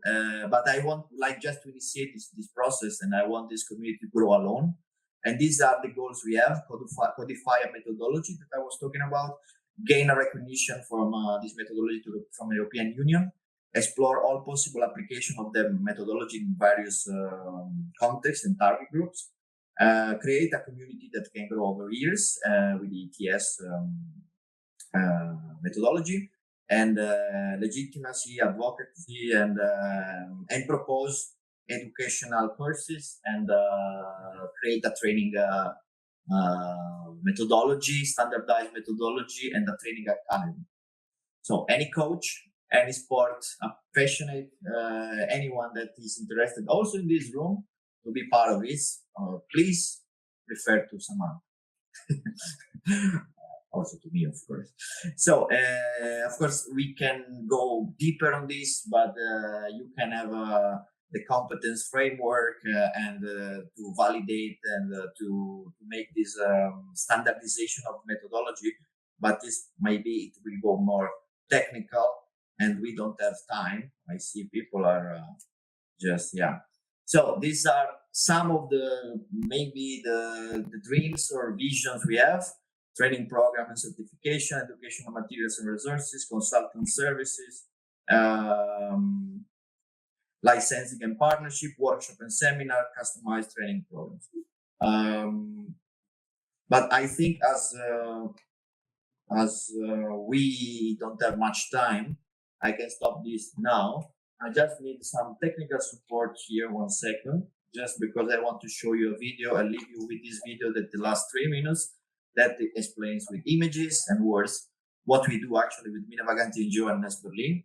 And then I give the floor to my colleague, Professor Domenico Dentoni, that is also teaching in Montpellier Business School, that I'm sure is waiting over there. And like last year in Rome, he will be following me. Okay, thank you for your attention.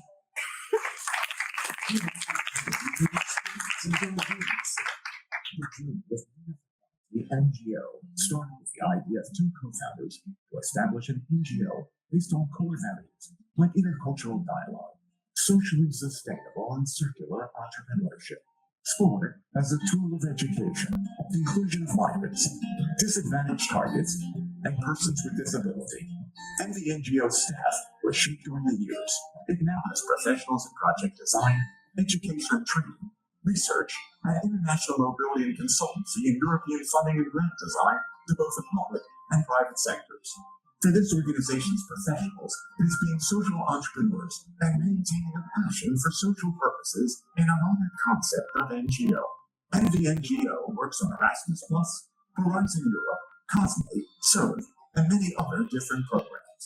The institution has around 150 ongoing projects covering all sectors of Erasmus+, and is a recognized European Center of Excellence in the sports sector, for instance.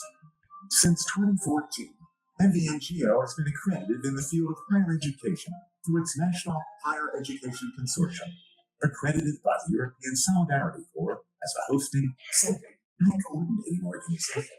Mina Vaganti NGO runs 250 mobilities in the youth sector each year. The organization is finalizing its youth, adult, and vet accreditation. In addition to a wide array of mobilities, MVNGO organizes international academic conferences and other major events. MVNGO implements graduate projects through its international team, consisting of around 50 co-workers and a wide variety of expertise around the world. This social enterprise is structured in departments: MVNGO Project and Research Hub, MVNGO Vet and HEI Department, MVNGO Adult and Training, MVNGO Sport Branch, and the MVNGO Youth Division. In 2012, the social enterprise founded its own network, NV International, which now has 37 NGOs from all over Europe and 8 from other continents. Since 2009, NVI implemented projects with a taste of international cooperation in all 5 continents, from Africa to Asia, from South America to Oceania. In 2016, MVNGO launched a spin-off, NGO NES Berlin, that today it's growing into a structured platform for inclusivity, sustainability, and creative and cultural industry in the heart of Berlin. In 2020, the organization founded our sport club, AFD Sport Compass, intended for sailing Europe. Mina Vaganti NGO, the journey has just begun. Jump on it.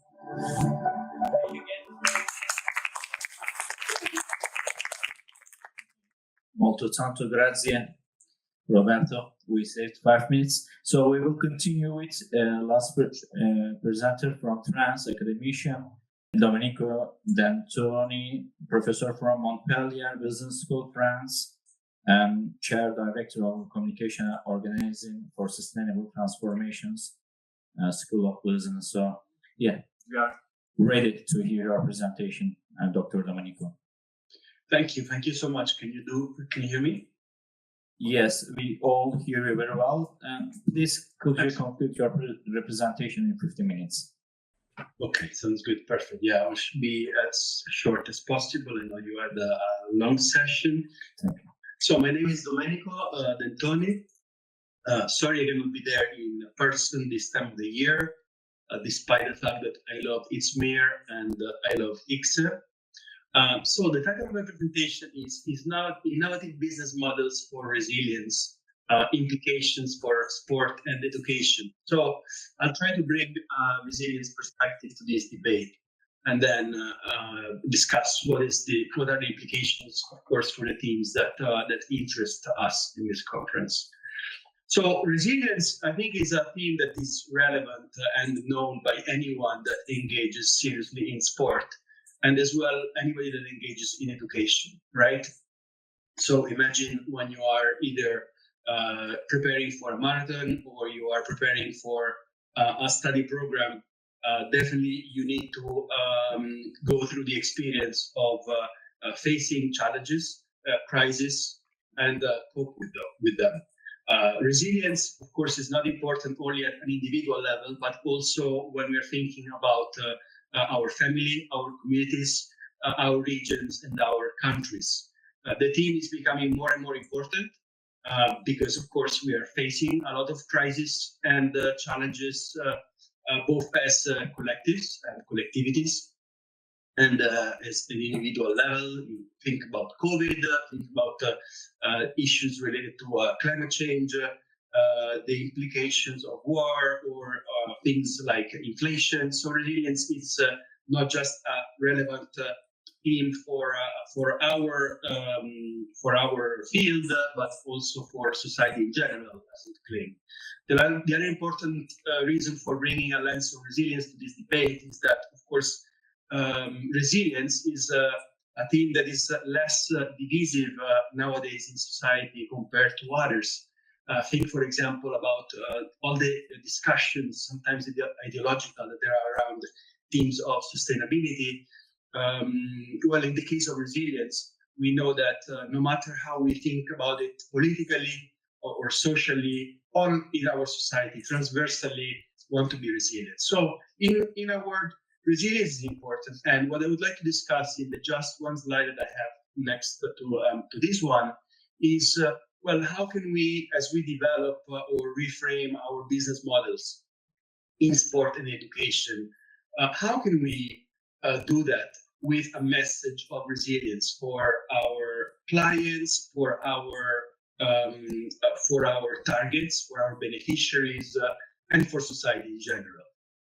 So to do that, I will just give you a little piece of information, a piece of knowledge about what resilience is in general, and then I'll go straight through this slide to give you a few words on what business models in sport and education can do for increasing resilience. And the implications of that, of course, is for you and I and for us in general. Is like what our business model on sport and education, anything in between, can do for resilience.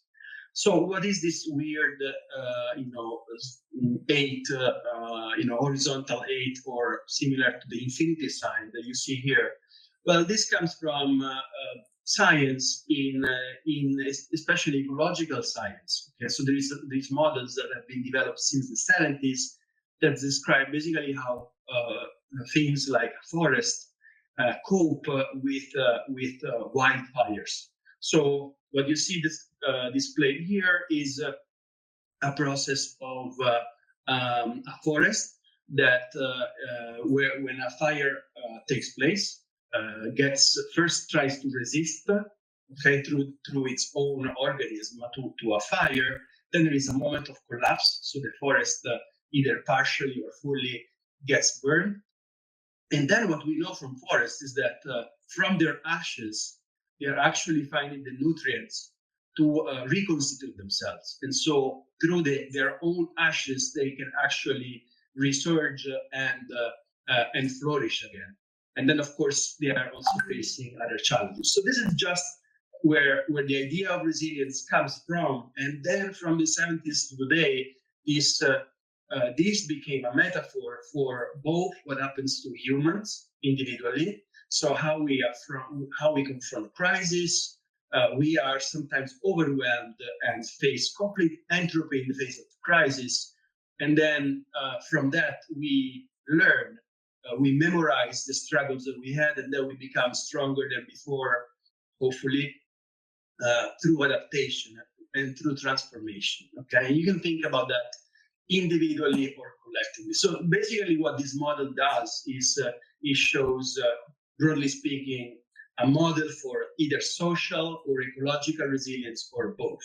So how this is relevant again for any of us trying to develop or change business models for sport and resilience? Anything sport and education, for anything you can think from selling a product, shoes or any equipment, up to launching a new educational platform or new educational service. Well, there are four ways you can think about that. So first of all, in a business model, what you do, for any of you that have studied them or, of course, implementing them or thinking to implement them, is business model is about creating value through connecting, right? What do you connect when you start a business model? When you connect your marketing and communication, so you need to find your core message that people consider as differentiating compared to your competition. You need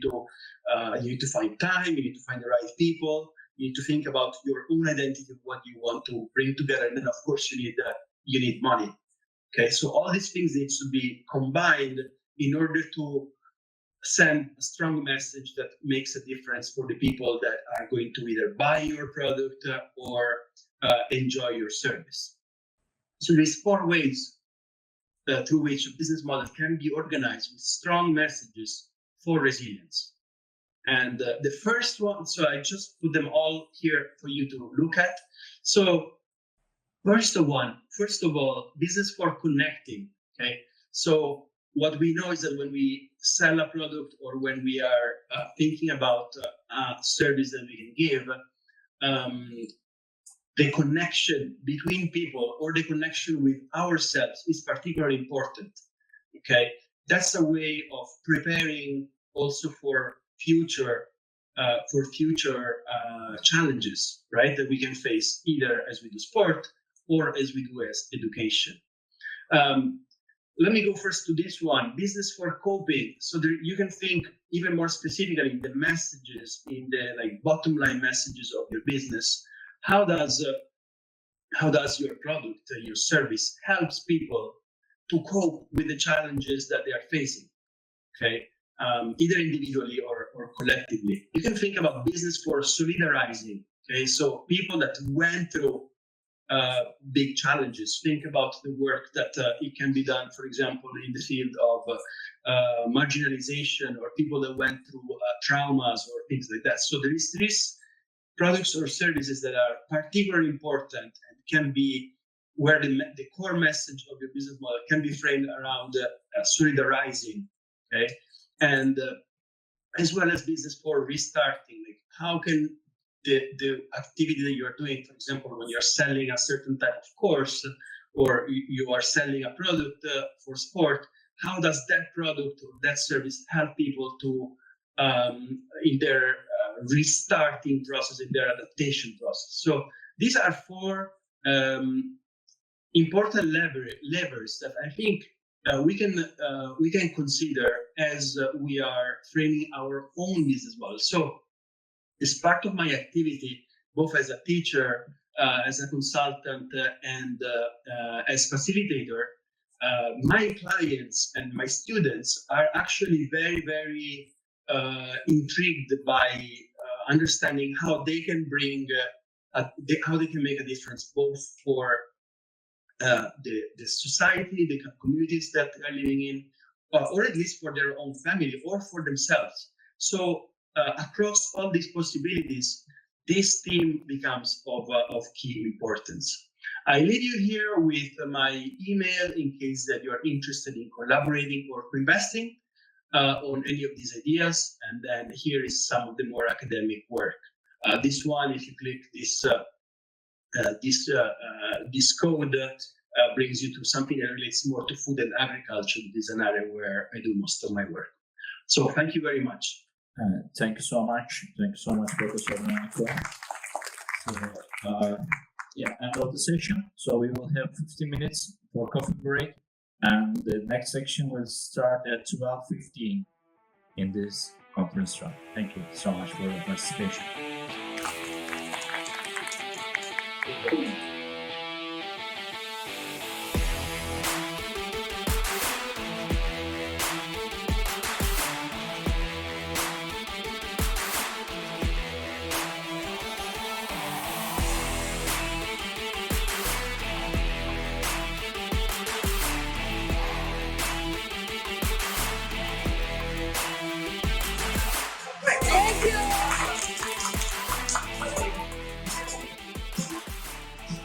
I kindly invite the chair of the third session, Professor Dr. Atilla Akbaba, and the speakers, Kristo Belko, Associate Professor Umut Ziya Koçak, Dr. Tuğla Ramos. Ladies and gentlemen, good afternoon. Welcome to the sixth session of International Conference on Sport and Education. My name is Atilla Akbaba. Let me first introduce myself.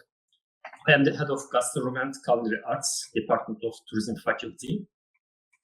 I will be serving as the moderator for this session.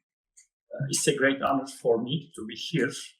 We have another speaker, but he's going to be connecting online. We're going to start with him first. But I would like to take this opportunity to thank everyone who contributed to the organization of this great event. As I said, we have eminent speakers in this session. And since we have limited time for presentations, I would like to quickly give the floor to our valuable speakers. Our first speaker will be online, as I said before, Mr. Kristo Velkov, if I pronounce right. Our topic is interesting. I really want to delve into and explore further. The topic is active citizenship by sport club careers. Mr. Kristo Velkov, welcome. You hear me? You hear us? I can hear very well. Okay. Thank you for the introduction, Director. Can you hear me? Yes, we hear you as well. Mr. Kristo Velkov, Vice President, Strategic Development, Special Olympics, Europe, Eurasia region from Belgium. If you are ready, dear Velkov, I pass the floor to you. Okay, thank you very much. Thank you very much. First of all, I really appreciate you welcoming me to this conference. And I express my great regret to be there with you. I know what incredible energy this group of people generates when we get together. And I cannot think of a better place than Izmir this time of the year. Where I am in Belgium, it's freezing. But unfortunately, I cannot be with you. I had a last-minute change of schedule. I really regret that. But I'm very happy to share with you some of my thoughts about sports club and education for sport, what we learned through sport. But I will start with sports clubs and a sport club. What is this thing? Why do they exist? If they exist, there must be a reason for that. What is this reason? What do they bring to each one of us? A sports club, and we know, and why Barcelona say that they are more than a club. This is also something very interesting, and it's not just marketing. Masking club. Now, what's a sports club as a structure? Why do they exist? And when we start with the structure, this is not a history lesson, but why sports club came to exist. We know what a company is. We know what a business is. The purpose of the business: generate profit, serve their customers, serve their shareholders. We know how a business is registered. We know how a business is governed by managers. Then we know what a government is, the state. They have another role. how government is structured, how political parties are organized to come to power. What political party is something different, but when they come to power, that becomes government, state. What is the job of the government? Basically to provide a level playing field for everyone. You know what the rules are. In an ideal case, we know that many governments don't do that. But historically, governments came to exist over a territory, and together with the law, they say, this is how citizens, communities should behave so they can coexist. Now, a sports club. Sports club is an association of people, not of people, of individuals. And there is a guy that I like to read, Alexis de Tocqueville. He wrote about the early years of the United States, how basically a state, how a country was being put together very late in the history of mankind, that assembled people from many places. So this guy wrote about how this new country was being organized, and he wrote about associations and sports clubs. Why do they exist? Why do sports clubs exist? And a sport club is an association. Association means basically individuals who get together to share resources and a goal and an objective. Two important points: resources and a common objective. So everyone brings something, every member of the club brings something towards a common goal that the people who are associated in a sports club can achieve together better than individually. Now, we all know sports historically developed from other activities, many of them military. Many of the sports have their origin in wars, in survival, in hunting, in protecting your home, in protecting your territory. That's how sports evolved in many cases. But military structure does not necessarily translate to a sports club structure, to the civil structure. And that's important. That's important because in a sports club, decisions are made bottom up. In the military, decisions are made top down. That's a big difference. I would not say it's totally democratic, but definitely, there is a structure. And in the military, it's top down. In the sports club, it's bottom up. Everyone has a voice. Every member of this sports club has a voice. And but sports clubs become very, very big structures and very important and powerful structures. Think about the big professional football clubs. Manchester United, Real Madrid. These are extremely powerful machines. They're sports clubs. They're registered as associations, but they're extremely powerful machines. They're extremely powerful brands. Some sports clubs are even listed on the stock market. So you can, they're like companies. Think about their power, extremely strong. Take Real Madrid, take Barca, You have a lot of people running after a ball, but the impact this has on the entire world, sports club, is incredible. Is incredible. The political party that's been governing South Africa since the end of apartheid emerged from a sports club. The African National Congress originally were the supporters of a football club, and Winnie Mandela, Nelson Mandela's wife, while he was in prison, she was the president of the supporters of a football club. And then this structure, which already existed, became more than a sports club. So the structure was there, but their objective changed. Now, what I believe is important for us at this conference, and for many people in in the villages and the towns and the cities where we live are not those huge, powerful sports clubs, but the small amateur sports clubs. I think it makes a lot of sense to talk about what they bring to the social life of the community where they're set up. The amateur sports club, and there are millions and millions of them. And some of them are more registered and more structured, some of them are less registered and less structured.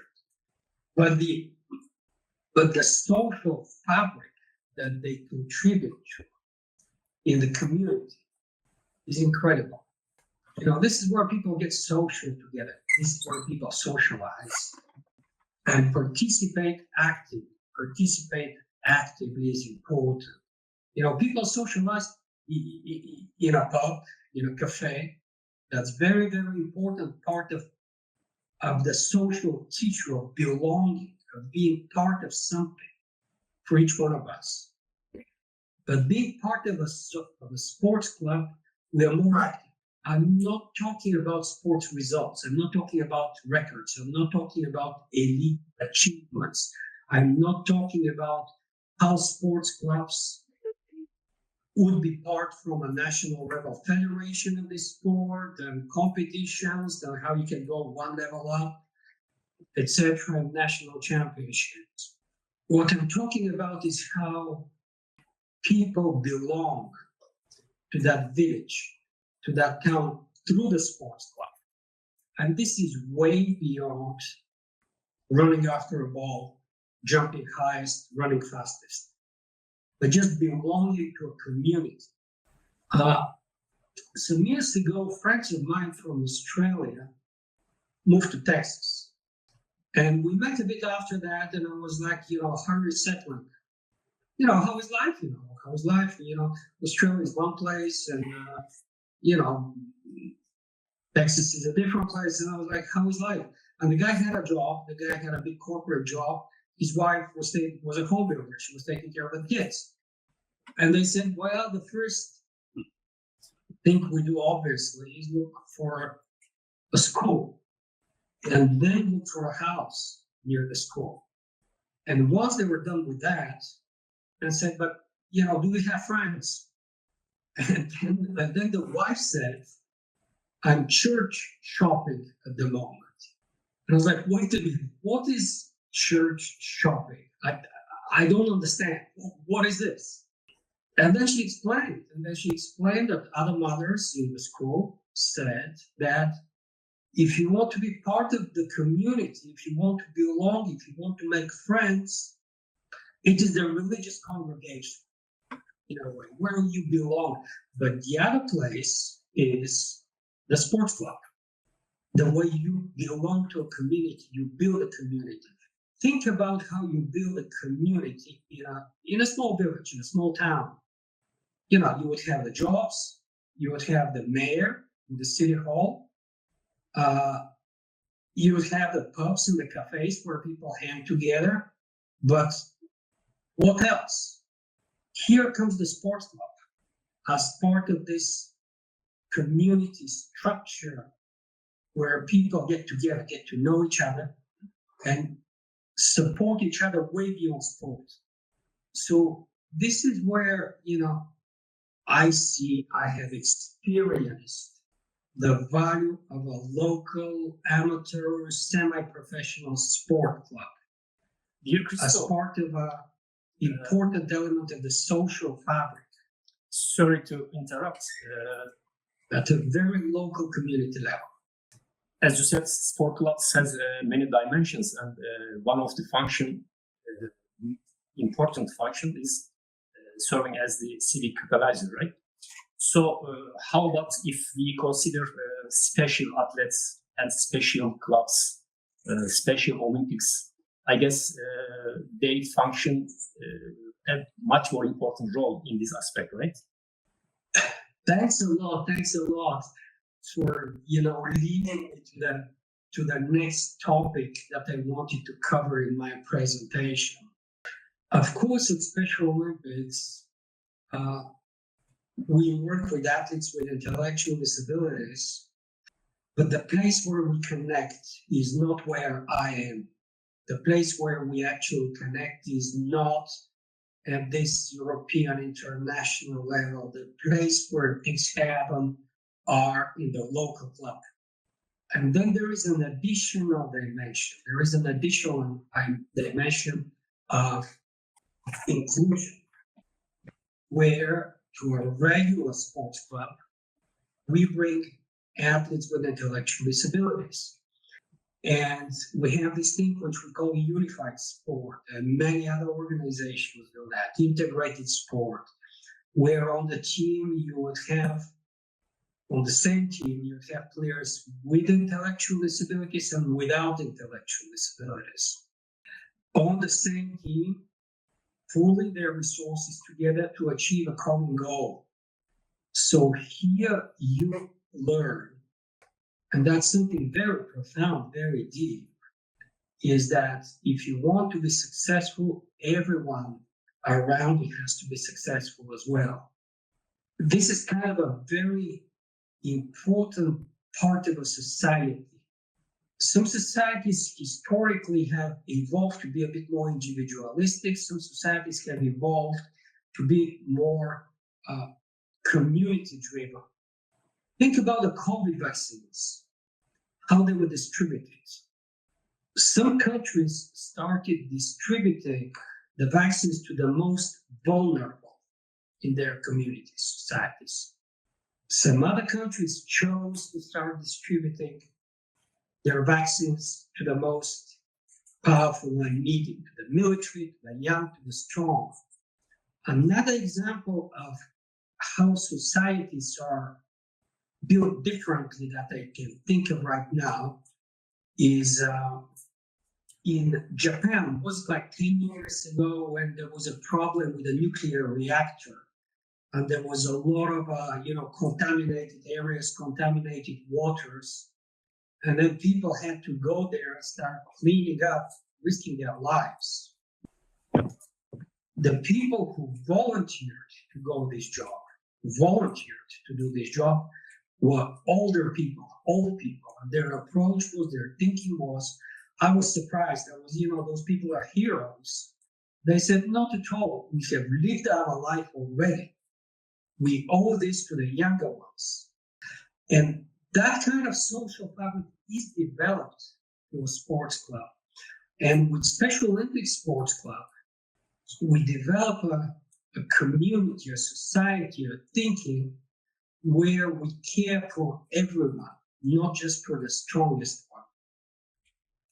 And something else that, I heard somebody say, flying to the moon, sending someone to the moon. Like a big technological achievement for humankind, saying that somebody's to space, to the moon, whatever. And you need very advanced mathematics and physics and science, but you're not going to get there with that only. You need the teamwork.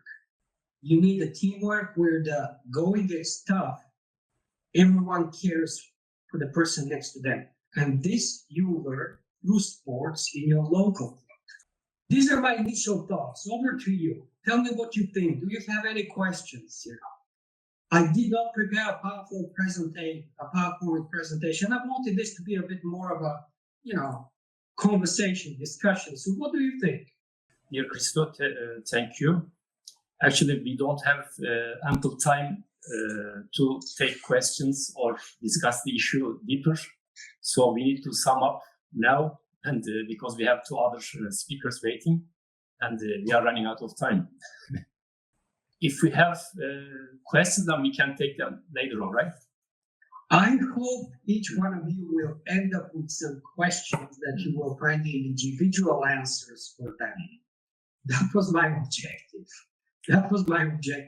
Sorry if I talked a bit too long. No, Apologies to the other speakers. Thank you again for having me with you. Thank you for this great presentation. Okay, thanks a lot. Now we're gonna move to our next speaker, Professor Umut Ziya Koçak. from our university, İzmir University, Türkiye. His topic is digital transition in sport and education. Good afternoon, all. First of all, I would like to thank you to chairs and organization committee and scientific board for this really great and detailed program. It's Umut Ziya Koçak. I work as an associate professor in this university, Faculty of Health Science and Department of Physiotherapy and Rehabilitation. I also worked as a postdoc researcher between 2021 and 22 in University of Wisconsin-Madison, US. Today's topic is digital transition in sports and education. It's a wide topic, but I will try my best to fit in time. Yeah, as we all know, there's a digital revolution in history, and it still keeps going. At the last times, we saw some metaverse definition and OpenAI systems. Thankfully, after the pandemic, digital transition has more and more speed now, because everyone who wants to be in traditional way, who wants to be on digital way, has to use this digitalization, has to complete this digital transition after the pandemic. It was an obligation, and everyone has tried to complete their digital transition. So today we are gonna have two main topics in my presentation. The first part is about digital transition, and the second part is as an example, an e-sport got complete their digital transition or not. We are going to discuss about it. So yeah, as I mentioned before, digital transition keeps going faster and faster. We see some different definitions about digital transition, and we have to use. We have to use now. We will have to use in the future. So literature is coming newly, and the most important articles are about the definition of some words, some definition. Digital transition, you can see digital transition, you can see digital transformation in the literature. There also, you can see some electronic words. You can put electronic for all, like front of all the words, and you can use it as a technological word. You can see in literature all the baseline of this kind of digital transition definitions. So what is the digital transition? It means you're gonna use for all systems, services, environments. For all this one, you're gonna use digital or technological devices or systems for the traditional systems. You're not gonna use the traditional systems. You're gonna use it. You are gonna use the technological or digital systems for this transition. Passing from traditional to technology, it means. In sports, it encompasses tools like performance analysis software. Wearables are the most important part, virtual reality, and esports. We are gonna see separated by 5 topics in here. The wearable technologies are the fastest one in these 5 topics. Devices like GPS trackers, heart rate monitors, and accelerometers are used to monitor athletes' performance and health in real time. This is important thing because there is a definition like Internet of Things. This kind of devices has Internet of Things. So that reason, they can show us performance and health of athletes in real time. And Catapult is a great example for this brand name. It's a very common brand name for wearable technologies. With this technology, you can see in-game or out-game or training part, any players, any specialties, any performance parametrics.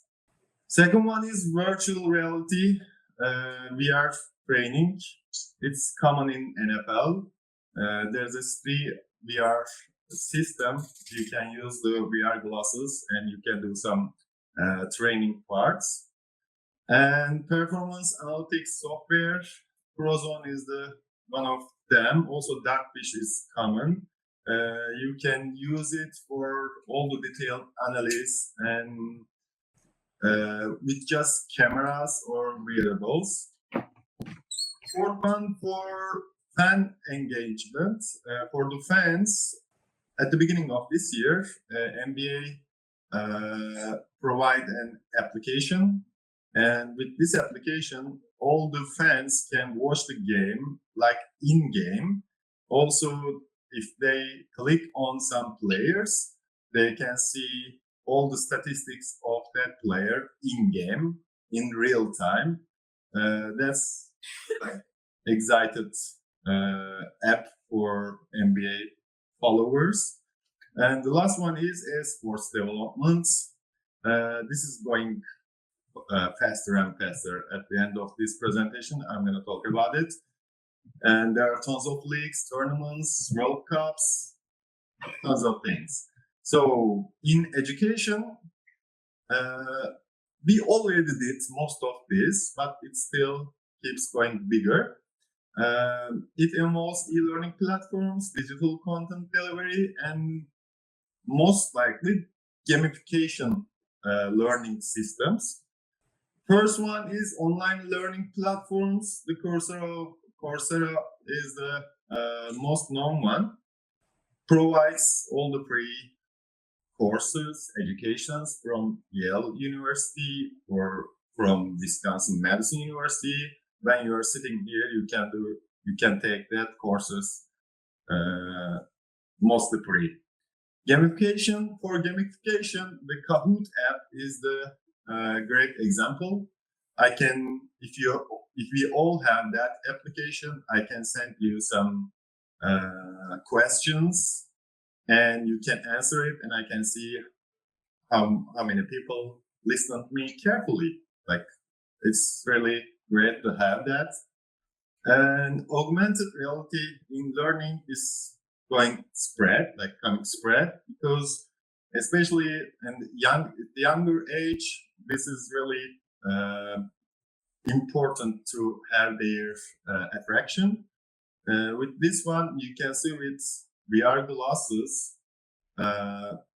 all the buildings, all the historic places, all the nature things, you can see them and you can click them to see what is the information about that building or animal or anything else. The Google Expedition provides this, and it's going really nice now. The virtual classrooms, it doesn't have to be talk here because we are doing it at the same time now. Most of the presenters connect us virtually. And AI-driven personalized learning, the last one for digital transition in education. Duolingo is a good example for this one because AI provides you more clarified, more specific learning techniques or learning areas in education. Now we have 3 other parts. We can see that intersection of sports and education in digital transition. Esports is the one and most important part of this one because especially in US it's coming common because universities has esports team, esports arenas, and esports grants bursaries for e-athletes, e-student athletes. Example like University of California is a really good example. They created a esports arena. They have a really nice esports team, and they give full scholarship to their esports athletes. It's a good example for intersection of sports and education. Also, there are some systems to teach sports education in simulation-based systems. There are some examples like this, like FIFA referee training simulator. Also, for the younger people, for kids, children, the collaborative learning through gaming is really nice. Minecraft, everyone knows. I think Minecraft, people teaching something using Minecraft. And this also helps to learning and digital transition for younger people. So after this one, now we are going to talk about esports. Esports got completed its digital transition or not. You are going to see that. Yeah. Do you know about anything? Do you know anything about esports? It's video gaming, mostly video gaming. I'm working in this area like since 2017, and I got tons of presentation, tons of discussion in Turkey or in all around the world for ICSE or anything else. So that's can we sum up? Yeah, running out of for time. sure. That's what I hear for esports. Mostly, I hate esports. It's not a real sport. It's harmful. There are discussions. So transition has always more resistance, but it's important to pass it. It's important don't resist it to be in a faster way. Okay, I'm going fast. People mostly don't accept the esport as a real sport, but esports has every specialty like the other real sports. The definition is okay. The activity levels also has same specialty like real sports. They have federations, they regulated, they recognized by IOC and real sports industry, but esports, real industry to their prices are more than real sports tournaments. And real sports have too many audiences. Esports has more audiences than real sports. And there are tons of genres of these esports playings. Also, like all sports, esports has some problems for sitting and playing position. And the esports players are not just sitting, they are spending energy more than sitting. This is the important part. And they need some managing systems. So, as I said before, please don't resist to transition, especially the topic is technology that helps you. This is my picture from my previous chats with ChatGPT. Thank you for your attention. Thank you. You mentioned about a lot of important things actually. If we had time, we would explore further, but since we have limited time, so thank you again. Thank you for your understanding. Okay, now we have our last speaker, Dr. Paola Duarte Ramos, Director of Educational Psychology, Faculty of Physical Education and Sport, Universidad Lusofono. So if you are ready, we can start having your presentation. Yeah, we see your presentation. I will start to say that I'm an enthusiast of artificial intelligence, especially in education, sports, physical activity. I also have some issues about it because the bad use of artificial intelligence needs to be cared, to be attention. So my presentation will be a little bit like the previous Professor Umut, talking about how it is being implemented, but also what can we do in education to prevent some bad uses or the resistance that he talks about, the previous presentation. So first, I had asked my avatar to help me doing some research about these areas of investigation. I'll present my avatar now. Of course, anytime. If we can keep in touch, I will try to do what you want. Okay. I believe you still hear me. Yes, we hear you. Okay. Did you hear my avatar? No, we didn't hear your avatar. Oh, sorry, because it was the previous slide. Yeah, we see it. Did you see it? Yes. Okay, perfect. So my avatar had done some research, and the main areas that I'm worried about in giving some information in education, even university or in the public school, it is in sports and also in physical education. In sports, the things are going very fast. And Professor Umut, the previous presenter, have spoke a lot about it. In physical education, in education in general, it is going very slow because the teachers are old, mostly are old, and they are resisting the AI transition. So also there are not much money to do it, and it costs a lot. In overall, there's some professional motivation, but not much, and we have problems introducing it in the school, in the public school, until the 18 years old. In sports, the things are going very fast. In management, because the person who are managing clubs and all those areas, marketing, are happy with the use of AI because it helps a lot. Planning sessions, planning trainings, planning everything we want to do. It's also help a lot of help. I will show 2 or 3 examples of that ahead. Performance analysis also spoke before. It has been a major advance, and it is a hot topic nowadays.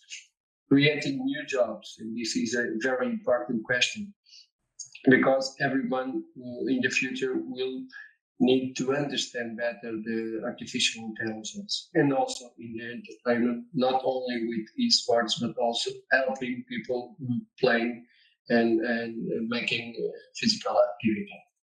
So, planning. Last year, my brother-in-law had asked me to help him to prepare to a Tour de Flanders cycling road, famous cycling road, and the amateur one, of course. And he had only 3 months to prepare. So I'm not a specialist in cycling. So we asked artificial intelligence, in this case, Gemini.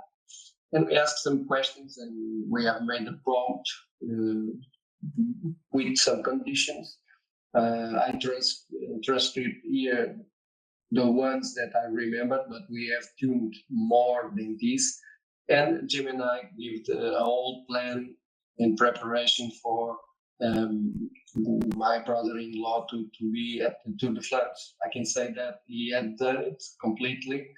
Had some problems, but mechanical problems with the bike, not with the preparation, physical preparation. So he was quite well prepared with the help of Gemini, with the help of artificial intelligence. Also, in physical education, we are trying to help the teachers to use artificial intelligence to help them to prepare the session, the classes.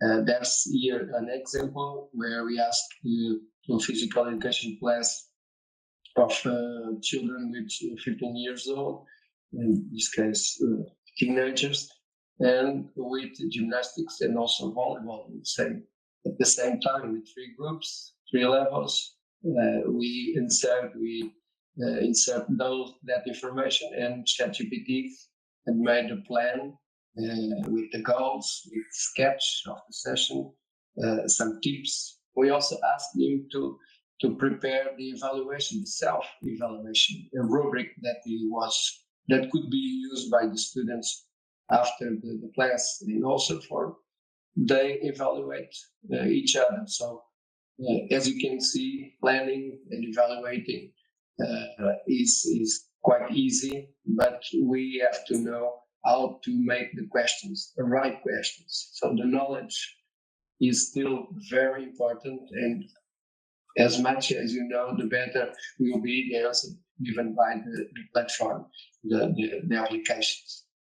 About performance analysis in sports, and we could also talk in physical education, but it doesn't apply most of the times. There are a lot of advances, but the problem is that this produces a lot of data, and most of the times the coaches don't understand the data. They don't know what can they do with this.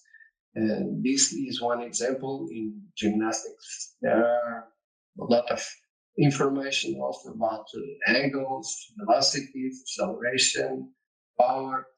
But the problem is, what should I do with this information? The great advantage of artificial intelligence is that when we have big data, you can ask some questions, and the right questions will give a lot of information.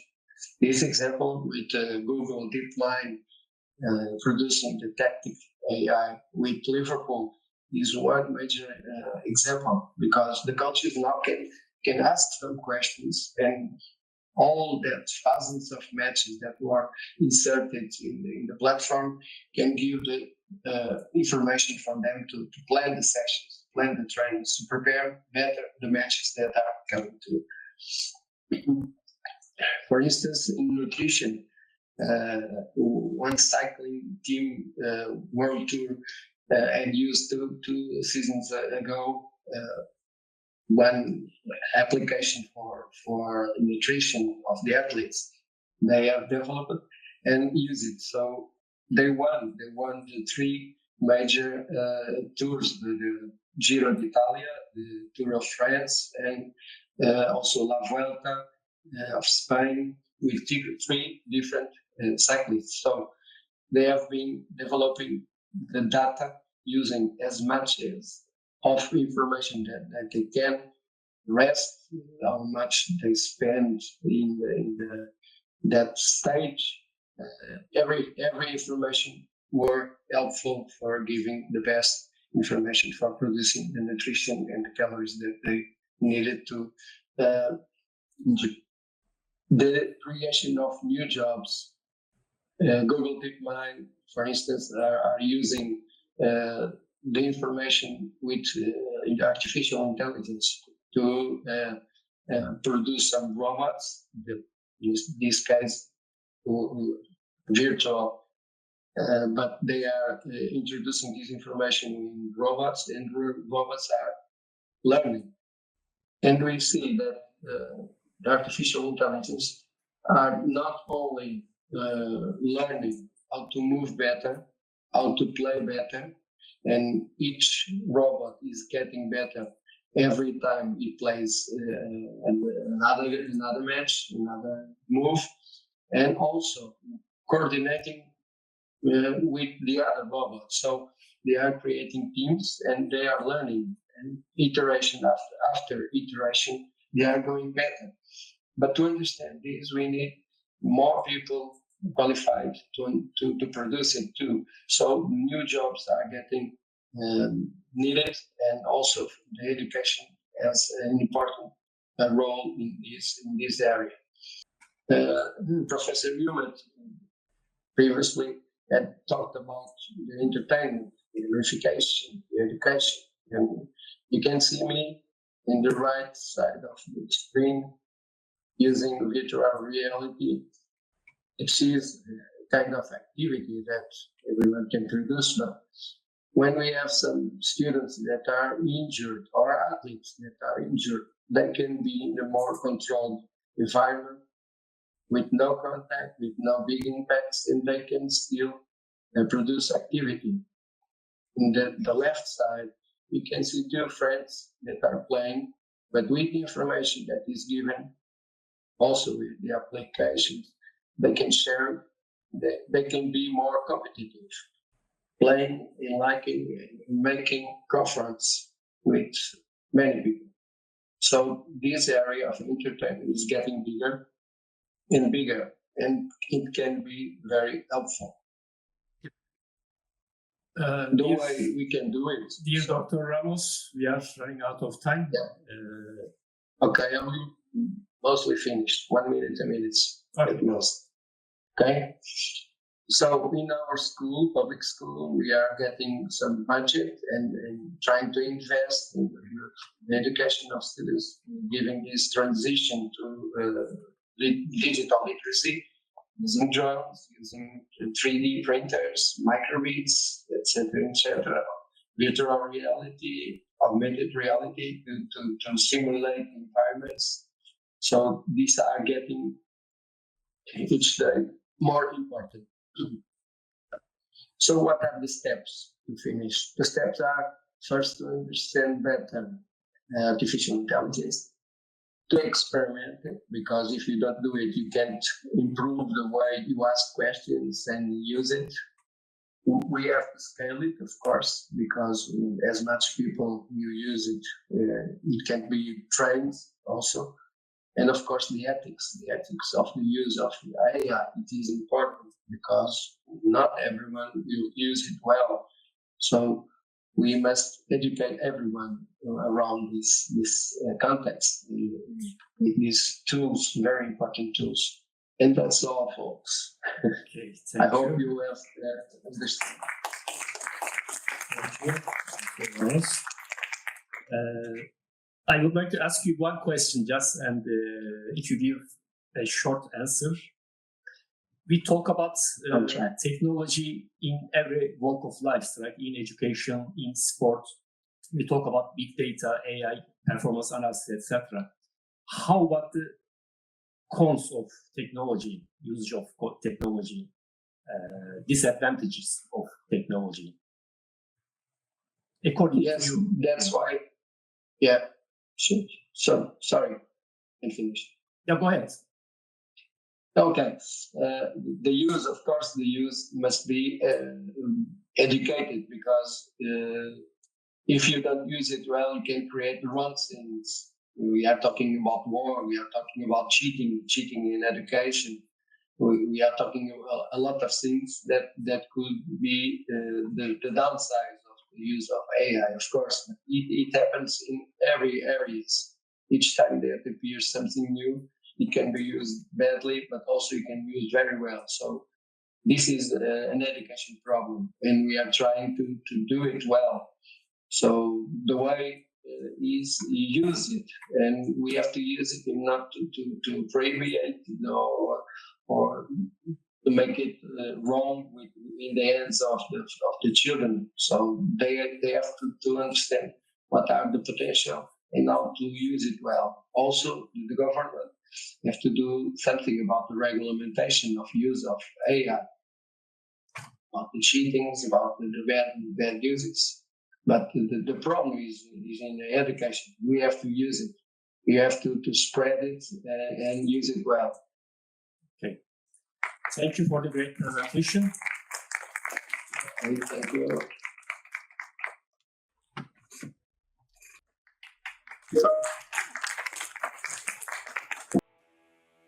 Have a lunch break, which our gastronomy and department students prepare for you. We will proceed to this day.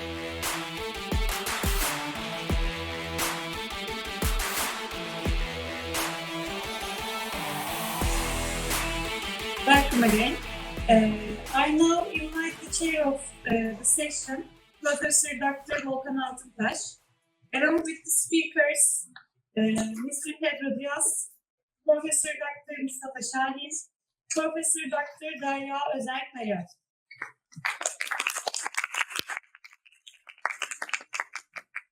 Good afternoon. Welcome back again after healthy lunch. I would like to thank you again. Actually, from last 2 years, I was involved in this group and in this interesting and very important project, not only in that region, also in our at our university and for Turkey. So I'm really happy as a moderator. I would like to serve in the next 1 hour.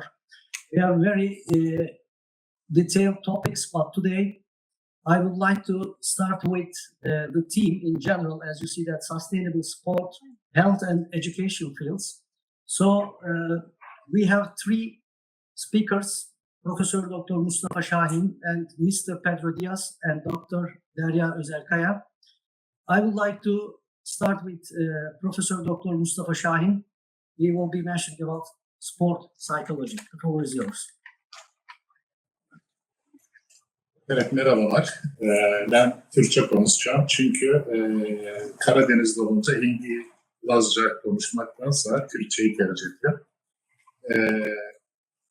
Uzun yıllar spor psikolojisi alanında deneyimlerim, yani uzun süre profesyonel anlamda milli takımlarda ve Süper Lig takımlarında bir deneyimim oldu.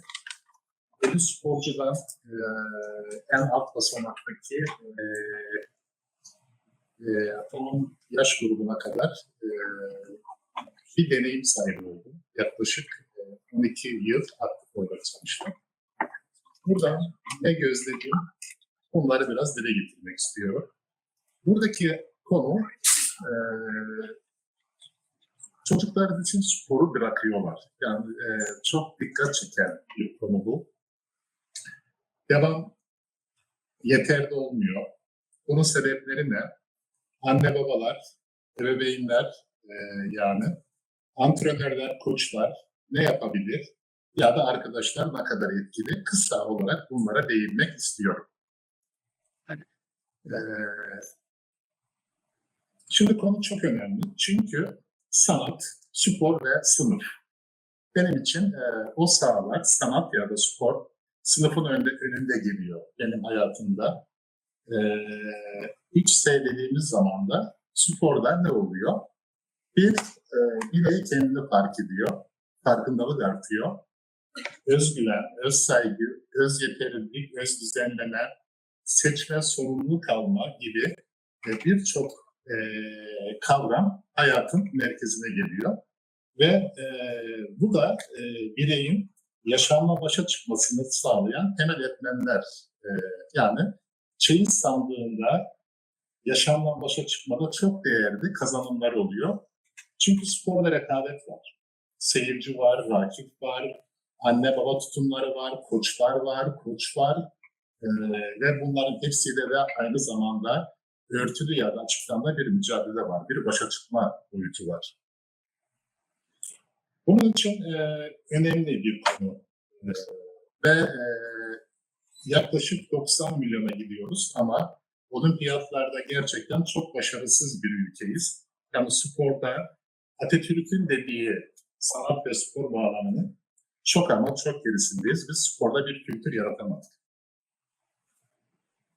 Cumartesi günü milli takıma övgüler varken salı günü acayip bir gergi. 4 günde ne oluyor bu ülkede? Spor yazarlarından basına kadar ya da sporcularımıza kadar.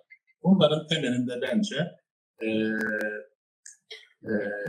eğitim ve çocukluk yaşantılardaki spora ayrılan politikalar ya da yerler var. Bunu dikkat çekmek istiyorum.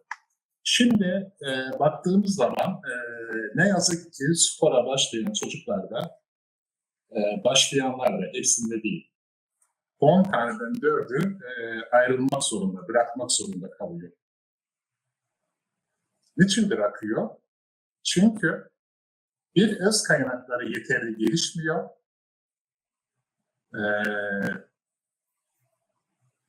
İki, Dış etmenler, anne baba tutumları, arkadaş tutumları rahat bırakmıyor. Ne oluyor? Şöyle oluyor.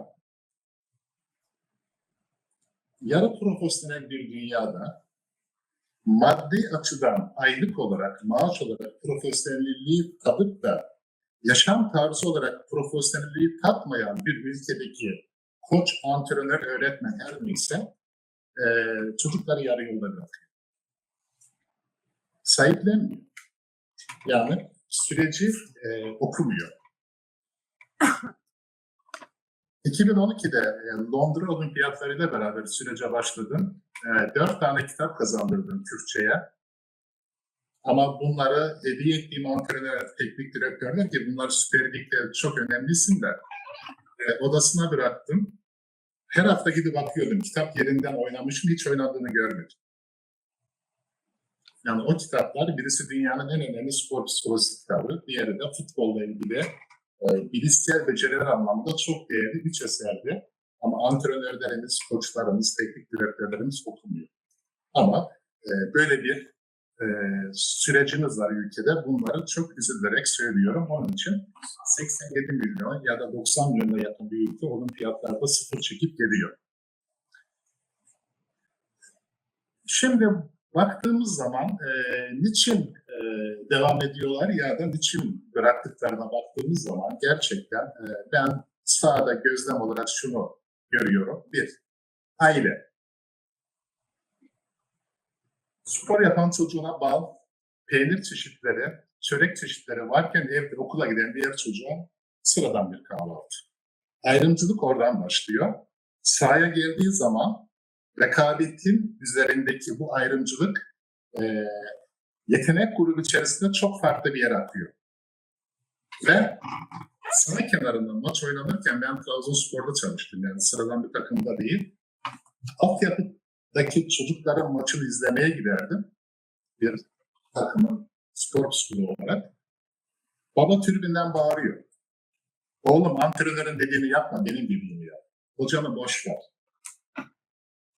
Şimdi geldiğimiz noktada bu psikolojiye bir çocuk nasıl dayanabilsin de spora devam etsin?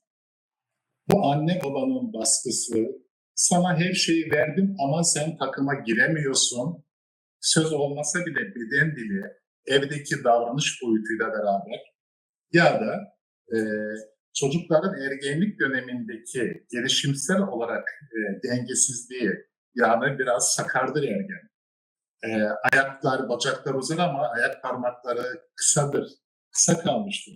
Ve o anda buna ne oldu, yetenekleri kayboldu, bu ne yaşıyor diye küçümsemeler ve dışarı atmalar. Oysa ergenliğin bir döneminde sabır göstermek gibi bir tavırı hiç düşünülmüyor. Sürekli turnuvalardan başarı olursa, ben bireysel sporlarda çalıştım. Londra Olimpiyatlarında boks milli takımıyla çalıştım. Dolayısıyla sporcu model alırsa hocaya da para var. Bir kısım altın var. Dolayısıyla hep başarıya odaklı bir ülkede, sürece değil sonuç odaklı bir ülkede biz çocuklarımızı kaybediyoruz, yeteneklerimizi kaybediyoruz. Ülkenin en değerli insan gücü yani ekonomik boyutunu kaybediyoruz ve şu anda dünyada yani bir elin parmakları kadar sporcumuz ülkemize maddi kazanç getiriyor diyelim.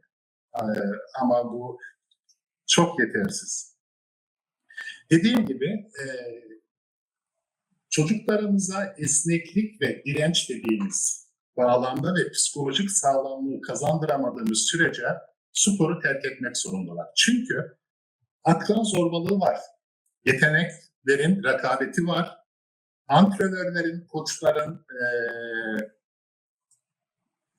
iletişim dilinin kötülüğü var. Biraz böyle yumuşatayım derken bu bağlamda sorunlar artıyor. Onun için bizim çocuklarımıza bir esneklik, iki psikolojik sağlamlık bağlamında iyi bir modeller olmalıyız. Esnek kırılmaz. Başa çıkar, unutulukta kalır ve devam edebilir. Esnek olmayan çat diye kırılır ve o sahayı terk eder.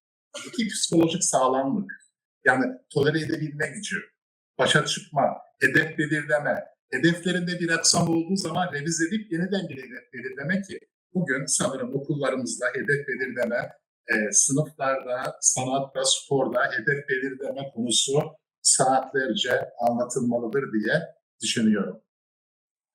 Şimdi niçin önemli spor?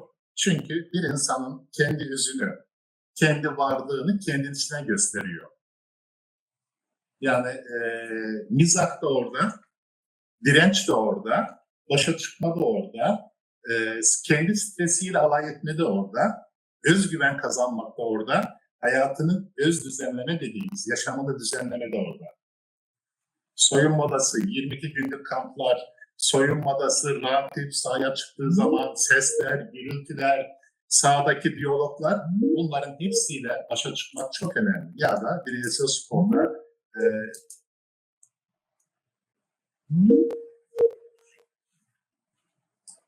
bireysel spor bağlamında baktığımız zaman da salonlardaki yapı oldukça etkili. Şimdi arkadaşlar çok önemli. Çünkü rekabet ediyor. Erikson'un kuramına gidersek başarı kimliğine karşı aşağılık duygusu yılları, okul yılları, ta ki sporun başlangıcı 7-8 yaş, 9 yaş. Bu çok değerli bir dönem. Mesela akran grubunun dili. Bu dil ailelere ve öğretmene, koçlar nasıl bu eğitimi veriyor? Akran zorbalığı okullarımızda, sporda, sanatta çok etkili. Akran zorbalığı sadece sınıfta olmuyor. Sahada, kulüp içerisinde çok daha fazla oynuyor. Diyor ki hoca birini sağ beke koyuyor, birini işte stopere koyuyor. Stoper oynamak isteyen sağ bek diyor ki çekil lan oradan diyor. Ben oynayacağım orada. Bu argolar, bu küfürler, bu baskılar sahada cıvık atıyor. Dolayısıyla bu akran zorbalığı boyutunu de dikkat almamız lazım. Onun için bir özgüven, bir yeterlilik, öz yeterlilik duygusu ve psikolojik sağlamlık gerekiyor. İşte bence bir insana spordan, sanattan daha çok bunlara kazandıracak hiçbir şeyin olmadığını düşünüyorum. Onun için çocuklar sporu bırakmasınlar. Onun için anne babalar, eğitimciler, antrenörler çok değerli olmalarını bir türlü beden dilleriyle, sözleriyle, yaşam tarzlarıyla çocuklarına geçirip onların geleceğinde bir karanlık iz bırakmasınlar. Çünkü bunlar bir travma.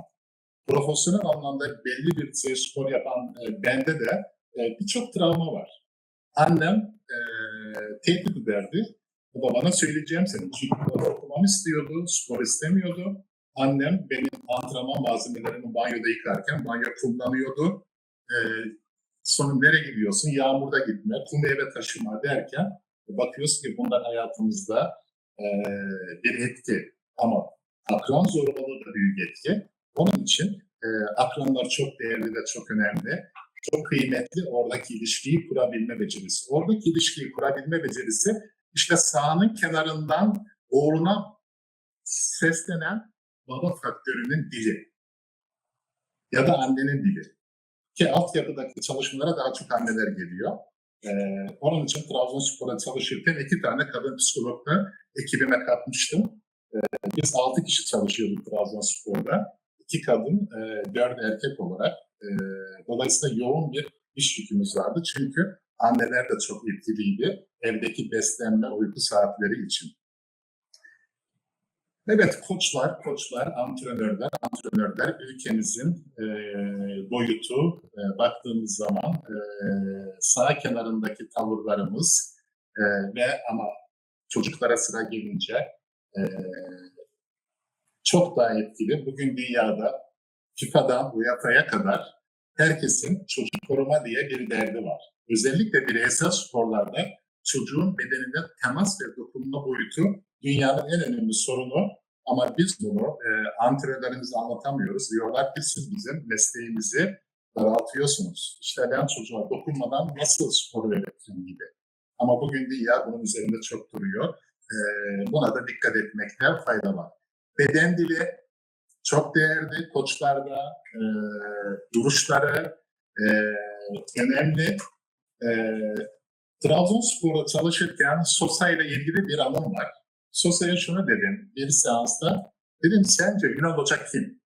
O zaman Ünal Karaman Trabzonspor'un teknik direktörü. Sosa'nın dediği şuydu. Ünal Hoca demek adalet demek. Yani çok değerliydi. Yani nedir? Formanın hakkını insanlara teslim ediyor boyutuydu. Çünkü takımlardaki o rekabetten geri kalma, hoca yani başarılı bir antrenör demedi. Sadece adalet duygusunu dile getirdi. Peki adalet duygusu Sosa'nın zemininde nereden kaynaklanıyor? Çocukluk yaşantılarındaki anne baba tutumlarından ya da koçların ona verdiği eğitimden. Zeminde olmayan şekle çıkmaz. Dolayısıyla zemininde adalet duygusu ve ön planda bir insan olarak bunu ifade etti. Onun için koçların adil olması, yeterli olması, iletişim dilini çok iyi kullanması ve yüksek düzeyde bir mizah duygusunun olması gerekiyor. Mizah bilişsel bir kavramdır. Bilişsel psikolojinin önemli boyutlarından birisidir. Bunu insanlarımızın görmesi lazım. Hocam bitiriyorum. Bir diğer konu anne babalar. Bunları geçeyim. Bunlar çok değerli şeyler ama. Videolarımız vardı ama onları da geçelim. Şimdi biraz da sona doğru geliyoruz. Anne babalar konusunda ne diyoruz? Lütfen anne ve babalar spora giden çocuğumuzla gitmeyen çocuğumuz arasında bir ayrım yapmayın.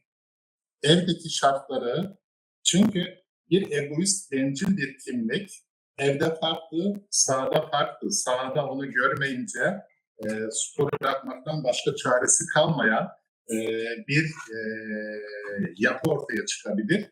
Onun için anne babalar lütfen beden dilinize, mutfak kültürünüze, uyku saatlerine, spor yapan ve yapmayan çocuklarınızla davranış biçimlerinize lütfen ama lütfen dikkat edin. Spor yapan Tanrı'nın bir evladı değil, o da sizin evladınız. Özel birisi değil. Siz ona öyle bir özellik verirseniz o sahada, takımda, koçla, arkadaşlarıyla, seyirciyle hiçbir zaman bir temas kuramayacaktır. Yalnız kalacaktır. Bunlara dikkat etmekte fayda olduğunu düşünüyorum. Dolayısıyla konu şu, insanlar sporu bırakmasınlar, insanlar sürekli sporun içerisinde olsunlar. Çünkü sporun dili bir insanın kimliğine o kadar derin etmenlerden ses veriyor ki çok besleyici, çok değerli yaşantılar var. Bu yaşantılardan yara almadan çıkmanın yolu psikolojik sağlamlık. İşte anne babalar sahanın kazandırdığı bu değerleri evde tüketmesinler ya da koçlar bir otorite kaynağı olarak, bir baskı aracı olarak insanların büyümesini engellenmesinler. Eğer böyle olursa sporu bırakanların sayısı azalır, artı spora yeni başlayanların sayısı oldukça fazla olur. Sabrınız için teşekkür ediyorum. Hepinizi saygıyla selamlıyorum. Thank you very much. Actually, because of the time limiting, I think there will be probably more discussion, but maybe break time or so we can talk about more. If you have any questions, as I said, please collect them, but we can share. I need to go on the next presentation. Thank you again. So, if our stream is okay, I would like to follow the next presentation. Pedro Diaz. So, welcome, Pedro, and the stage is yours. We will be hearing from you, sir. Thank you. Thank you very much for the opportunity. It's a pleasure to be here with all of you. Let me introduce myself. My name is Pedro Diaz. I'm Portuguese, and today I work in the International Olympic Committee. So I will be talking about the topic of inclusion, specifically on gender equality. So I would like to share my screen with you to present you my presentation. Yes. So again, I already introduced myself. At this moment, I believe that many of you would be thinking, why the hell do we have a guy talking about gender equality? But this is very simple, because gender equality is not a woman's issue. It's everybody's issue. So that's why I'm here to present you about this topic. Something also really important to have an idea is that gender inequality is not something specifically from sport. So gender inequality is among all areas of society, but the difference is that sport can make a big difference to change the status quo. So building a better world through sport. This was one of the dreams of Pierre de Coubertin, the founder of the Olympic Games. And what does he mean with a better world? So a better world, it means a safer world, a more inclusive world, and a more sustainable world. And that's why in the recent years, the IOC has been working closely with the United Nations to work forward in the SDGs. So we have developed the Olympic Agenda 2020. After that, it was the Olympic Agenda 2020+5 with 15 recommendations, and one of them specifically regarding gender equality. So I work in the gender equality unit, and we have developed this framework that can be adopted by any sport organization, regardless of the sport or the location in the world. So it's divided by spheres. So the IOC as organization, the IOC as owner of the Olympic Games, and the IOC as leader of the Olympic movement, and then also in focus areas. So we have participation. How can we guarantee that women and girls can participate in sport competitions and to have the pathway to reach a high-level competition such as the Olympic Games? Leadership. How can we guarantee that women can be represented in leadership positions, and not only about management, but also coaches, referees, and so on? The safe sport, how can we guarantee that women and girls have a safe place to do sport?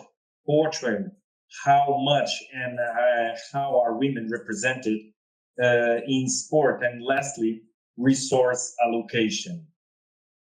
So in 2021, the IOC committed during the United Nations Generation for Equality Forum to consolidate the Olympic Games as one of the most effective global platforms for promoting and accelerating gender equality. And second, to continue to lead by the example and support accelerating women's and meaningful leadership positions in governments and decision-making bodies.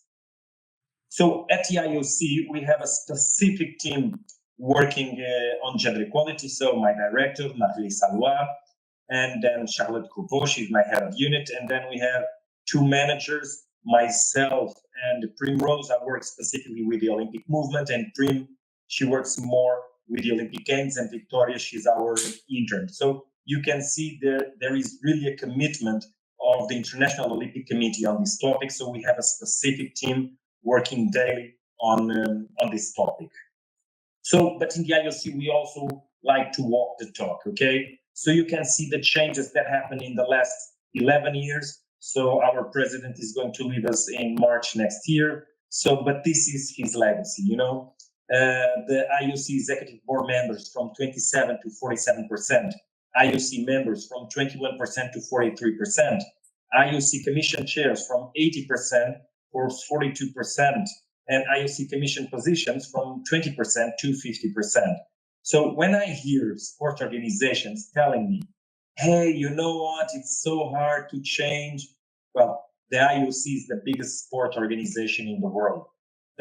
It's very complicated to change, and we managed to do it. So if the IOC managed to do it, any other can do it.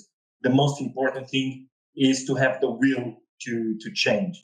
In terms of working force, as you can see here, women senior managers, we went from 36% to 50%, women directors from 18% to 30%, and today in the IOC, we have more women working than men. They represent 57% of the working force. And the IOC was considered the best sport organization in the world for women to work. So now let's see the key achievements for Paris 2024. And I had a video, but the video it's not working properly. So we will go here for the presentation here. So as you all know, we had for the first time ever 50% of women representation quota in the Olympic Games. So we had the same quota for men and women. We also worked deeply on the schedule of the games. This would allow also for more women represented in the competitions. And we also have developed a specific space for families. So this was something very innovative that never happened before. But unfortunately, not everything was perfect, and there's still a lot of work to be done. So in terms of team management of the NOC's entourage, we are today with 23%. And team management, we are talking about chef de mission and deputy chef de mission. If we go to team leaders, we are still at 21%. In coaches, the number remains very low, 13%. This is embarrassing. So if you can imagine that we have 50% of women representation, but coaches are still in 13. Medical officials, 31%. Welfare officers, 66%. Athlete chaperone, 53%. And press attaché, 36%. So in terms of the minimum threshold that we have in the media, so the numbers are also still very low. So this is something that the IOC is still working, but this needs to be a joint effort. Wait, I'm sorry because I just put it here, the wrong presentation. It was not this one, it was this one, but I will continue, sorry. And yes, I wanted to go here. And if we go in terms of leadership,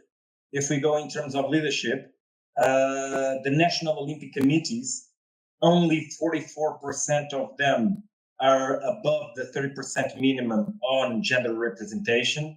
So this recommendation is a recommendation already with 8 years old. Hopefully we are in an election period right now. So we expect to have some improvements, but you can also see if you do the breakdown by continent, not all the continents are at the same speed. So Oceania, in terms of comparing the total amount of countries that they have and the ones who are above the 30% is leading. But then we have the Americas, Africa, Europe, actually, it's the fourth one. And after Europe, only Asia. So there's still a lot of work to be done also here in Europe. If we go for the International Olympic Committees, we can see that the number of IFs who are also above the 30% minimum of gender representation, it's only 46%. So still also a lot of work to do here. And I would like, and I'm finalizing my presentation, I would like to empower all of you to apply to the IOC Jedi Champion Awards. So these awards are open to the civil society, okay? Anybody can apply. They can be recommended by some organizations, or they can self-nominate by themselves, okay? The application, it will have the deadline by the 30th of November. So we will have 10 more days to reach this deadline. So please, if you know somebody who has the profile to be considered a Jedi champion, please convince them or apply for them to be able to get this award. And finally, I would like to talk to you about International Women Group IWG, a global summit, which will take place in 2026 in Birmingham. So this is the biggest world event on gender equality. You will have more than 1,200 senior decision-making people there. So if you are interested in the topic, this is a must for you to be present. And well, I would like to thank you once again for the opportunity to be here.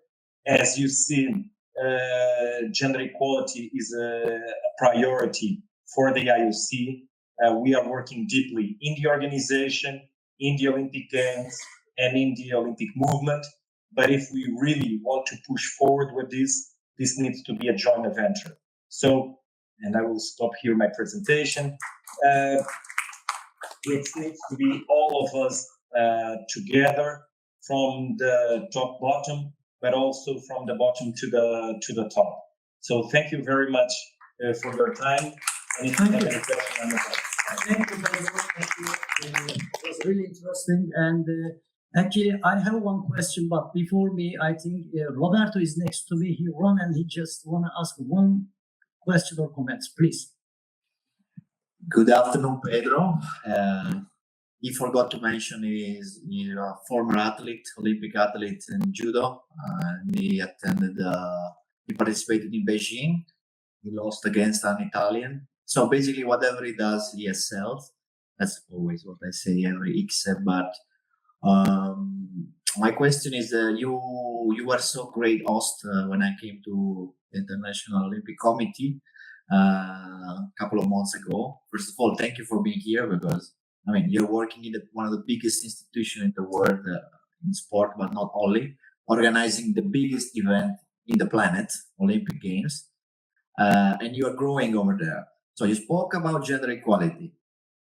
Is now the time for a female as president of IOC? If you can say something about that. For the first time. Yes. Roberto, you always make these tricky questions. Well, we as a staff of the organization, we cannot be involved in the election period, okay? But we are quite happy that finally we have women who feel empowered to step forward and to apply for to be president of the organization. I don't know who is going to win. I hope it will win the best candidate. But what I really hope that this can also empower other women in other sport organizations to do the same. So in sport, like in everything in life, we need a balance, okay? And in sport nowadays, this balance still doesn't exist. So we need a balance in all sport areas for sport to be grow, for sport to be able to grow, and for sport to be able to be sustainable. Thank you very much. And before finalizing your session, during your also presentation, I just counted here. If we talk about gender equality during your session here, I think this is for women around 70%. So this is a good news from Turkey. And thank you very much, Pedro. And all the best. Hope to see you maybe next year face to face. Bye-bye.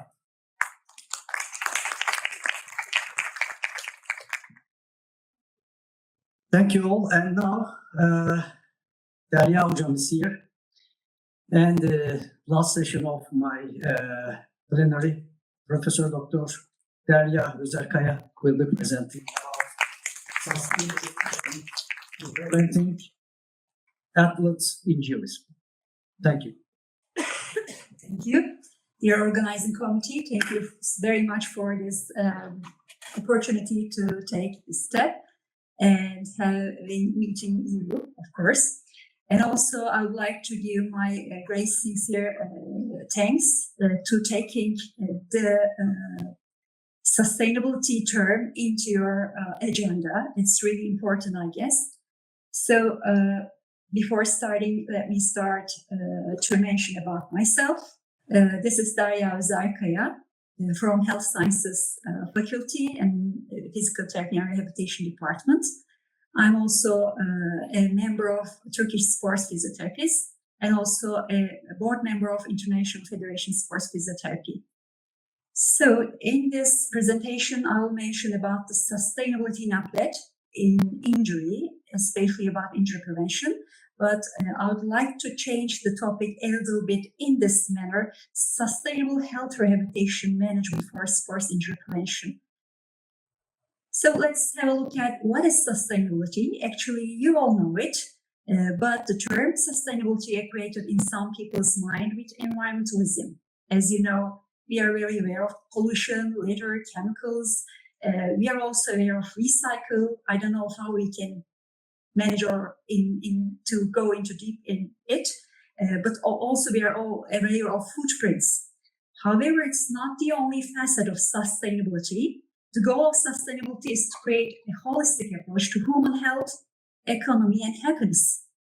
Sustainability is a simultaneous pursuit of human health and happiness, environmental quality, and economic well-being for current and future generations.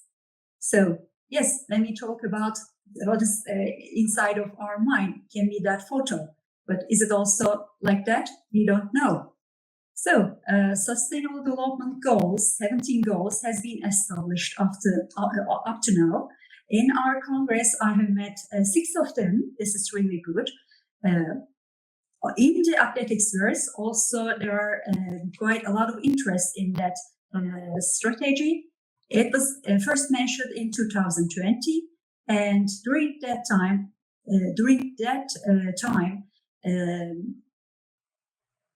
there is a roadmap, and in that roadmap, it was arranged until 2030.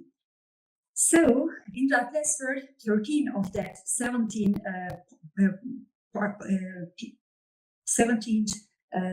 parameters have been managed.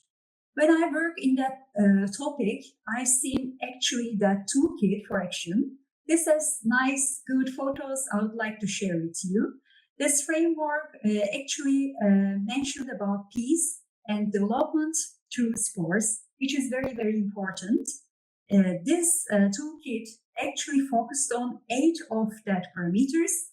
They were no poverty, zero hunger, good health and well-being, of course, this is the main course, quality education, and gender equality, as Pedro mentioned a few minutes ago.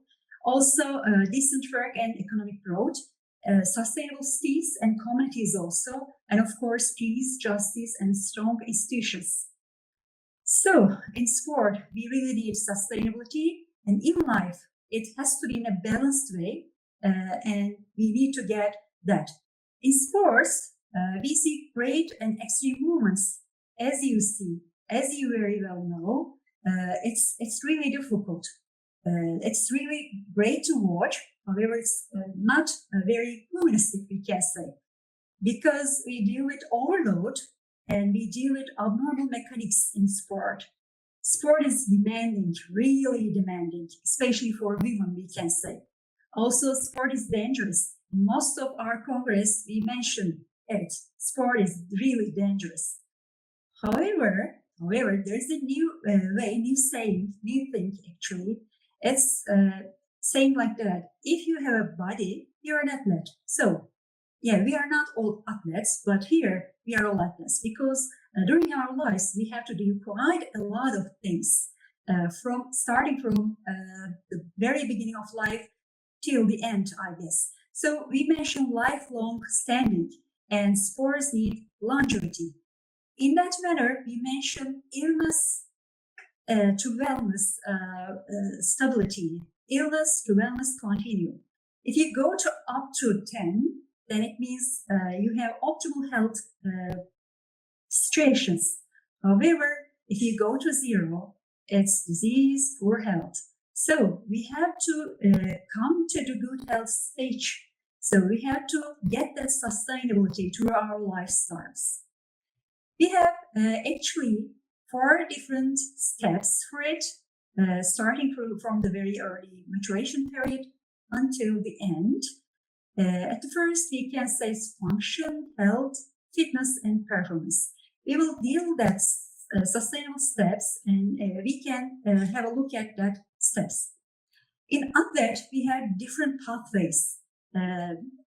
At the beginning, there is an initiation stage, then development stage, and master stage, and this continuation stage. All the stages, we need active life. And it's really difficult. And all the stages, we need to learn the train. We need to learn, train the train, and train to complete, and need to know how to win.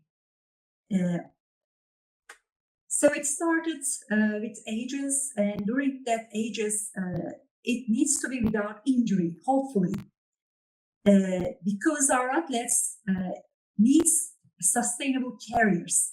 And for here, we have a present. For this present, we need a past, and we plan a future. When we look at that future, we see quite a lot of verse, actually. In that verse, we have one important and very important word. It's injury in our academic papers, also in real life. So for that injury, we have very good saying, as you all know, prevention is better than cure. So we need to prevent that injury in somehow. So let's see, what is prevention? Prevention means no occurrence of injuries, which is probably not possible. Then the term can be injury control, injury risk management, or injury reduction. Prevention is the first and most important thing, actually, for sustainability when we look at this part. This is a very important slide, actually, from the whole speech. Here we can say 3 steps of prevention. For the first step, we have prevent, primary prevention. Here you see. Before having any kind of injury, we are focusing on primary prevention. In that primary prevention for our athletes, we have risk factors, internal and external risk factors. We need to see them, we need to understand them, and we need to do something to control, especially external risk factors. Then the secondary part is secondary prevention part. If an injury happens here or about to happen here, at the secondary prevention, we need to know about injury mechanisms and can do anything that we can to prevent it and to prevent further injury. And for example, if an athlete had an injury at the playground, then take him safely to the bench, to the side, can be a secondary prevention. Then we have tertiary, let's say third prevention. This is also very, very important, because when it comes to sport, it's really difficult. You know, they really like to go to a field as soon as possible, as quick as possible. However, this is a real problem when it comes to secondary injuries. So this part is also really, really important after having an injured athlete and going back to sport again. So we need safe sport. I mentioned about primary, secondary, and tertiary prevention, and there is quite a lot of things to do in that stages, like primary strategies, being aware of equipment, or really work on capacity building, especially working physical capacity and assessment and follow-up. And secondary strategies, we have physical monitoring. And for 30 strategies, we really need to be aware of biopsychosocial models and being just side of an athlete. So there is an injury prevention pyramid here. At that pyramid, you can see from top to bottom to top, some parameters.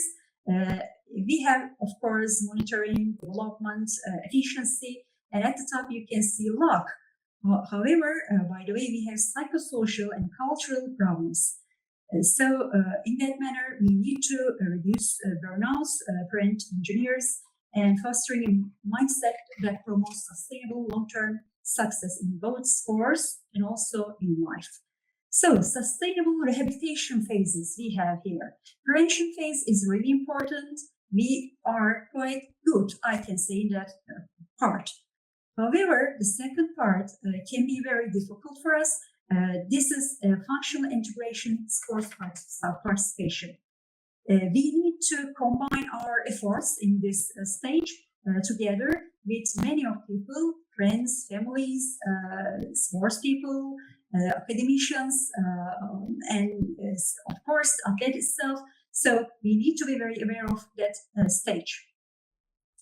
For athletic risk factors, we have non-modifiable and modifiable factors. Of course, from now on, I'm going to inside of modifiable factors that we can modify, we can control them, so we can prevent injuries. When we go back to sports, demanding sports actually, they are developing abnormal biomechanics. It means unsafe posture and impaired sensory input. If you have an impairment in sensory input, then you're going to probably have something wrong in your output. So one should be aware of this. We have some risk factors like muscle fatigue, delayed timing in muscle activation, lack of strength, distribution and control strategies, neuromuscular imbalance, or postural stability deficiencies, inappropriate muscle tension, inadequate proprioception, or lack of forward notification control or motivation.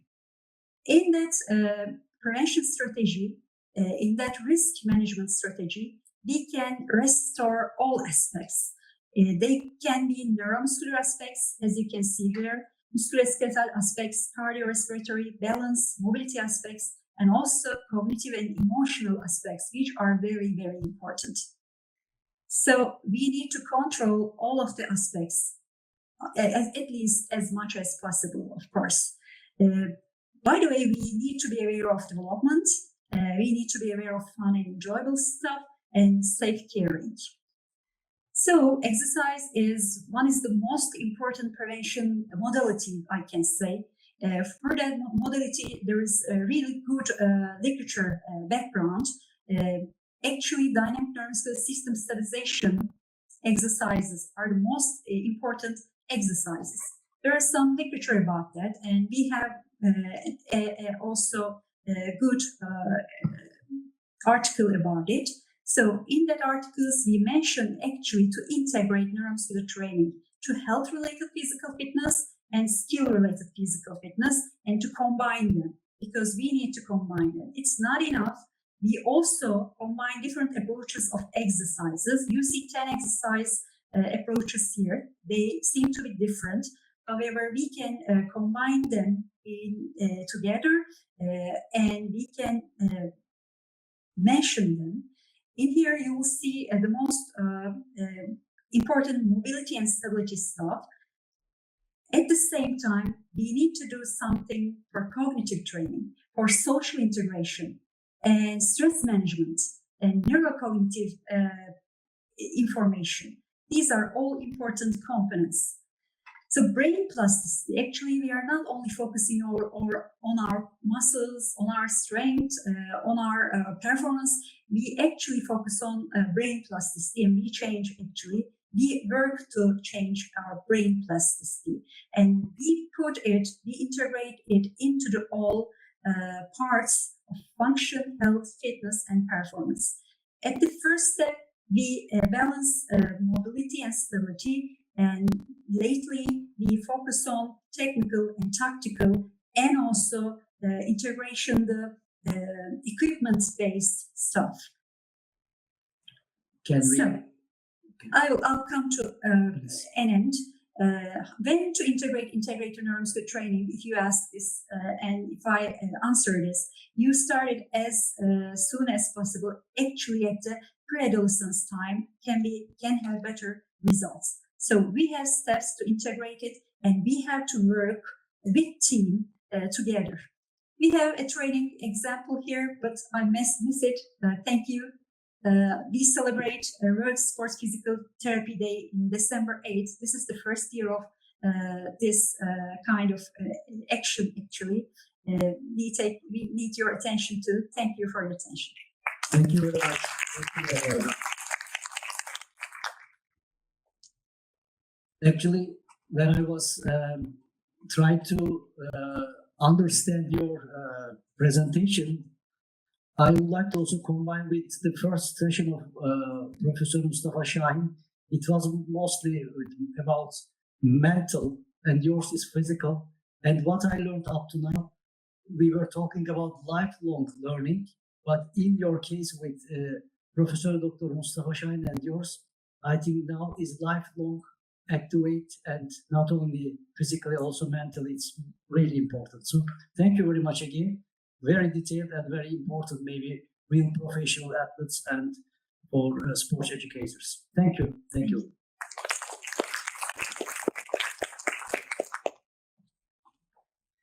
Before finalizing, I would like to remind you now, I will close the session and we have now parallel sessions. The parallel sessions will start soon. It will be the classrooms here. A202 and A202 and A202. All four. Yes, from 3 to 4 a.m. Then we will meet here again at 4 o'clock with student challenge presentations. Yes. So this is the next program. So I just want to give my, the certification of class. Thank you again.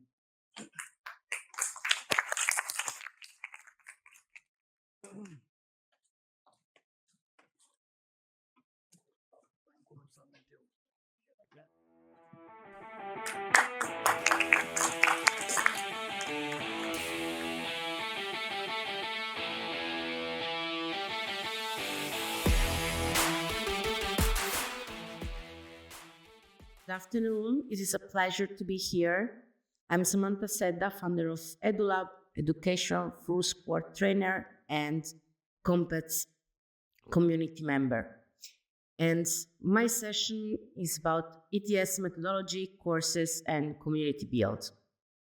But first, to understand what is education through sport methodology, we should divide between education for sport, by sport, and through sport. Education for sport is about the competition, the sport performance. Education by sport is related more to the well-being of people, of the citizens. Education through sport, it doesn't focus on sport. I mean, it uses sports for education, so there is actually a social aspect, a social impact behind. So what are the key aspects of the education for sport methodology? So it focuses on developing not only physical abilities, but also cognitive, social, emotional, and moral aspects of the individuals. It utilizes sports to teach essential life and soft skills such as teamwork, leadership, communication, discipline, and resilience. It aims to be inclusive and encourages community involvement. It emphasizes learning by doing, using practical experience with sports activities to facilitate the learning and personal growth, and of course provides a flexible and dynamic environment. So how it works, this methodology? This is like an example of a structure of education through sport activity. So first, you divide the participants in two groups and explain the rules of the game. So, of course, it's wise to choose like a team game, like soccer, volleyball, basket, and etc. And you let the two groups play the first round, and the trainer should act as referee. Depending on the topic that you would like to address, you add new rules or role cards. Like, for example, you can add a new rule that on the second round only girls can score a point, or you can provide specific role cards like to some of the participants, tell them like, okay, be the leader now, and etc. So this is how the second round is carried out. Then we have the briefing, which is the most important step of the education for sport activity, because you ask participants how they felt, to compare the different rounds and lead the discussion in a way that they manage to confront themselves with the social educational topic of interest that you would like to address with your activity. This is an amazing methodology, and in order to promote it around the globe, we're actually creating the Compets community. So the goals of this community is to create a depository of articles, paper related to education through sport methodology, to elaborate new educational and training materials, and to elaborate an education for sport competencies framework to be recognized globally, and of course the creation of a community of trainers of the education for sport methodology, and launch a specific education for sports academy. The community is structured in three main groups. So we have the community management team, of which 3 people are responsible, the research team, of which 3 people are responsible, and then education and training team, of which 3 people are responsible. So if you're interested to cover one of the roles, you can send your CV to staff@compets.eu. So to let you understand a little bit more, let's see what are the responsibilities of the leaders of each team. So the community management team organize and manage the community meetings. It's work on the networking and promoting the community through various channels. It manages the membership of potential members and organize and manage the meetings of 3 management teams. Then, regarding the research team, leaders' responsibilities, they of course organize and manage meetings with team members, so with the other researchers. They establish the quality criteria for approval of education for sport-related publications submitted for the inclusion in our repository, and they organize and manage the working groups regarding the development and submission of new education for sport-related publications. For what concerns education and training teams, leader responsibilities, they also organize and manage the meeting with the team members, so with the trainers and educators mainly. They organize and manage the working groups regarding the elaboration of educational materials and training schemes related to education for sport. And they're also in charge, of course, of recruiting education for sport trainers for the academy. Lastly, these are our channels on our the website, the Facebook page, LinkedIn, and Telegram group that we use for organizing the meetings with our members and to share the news.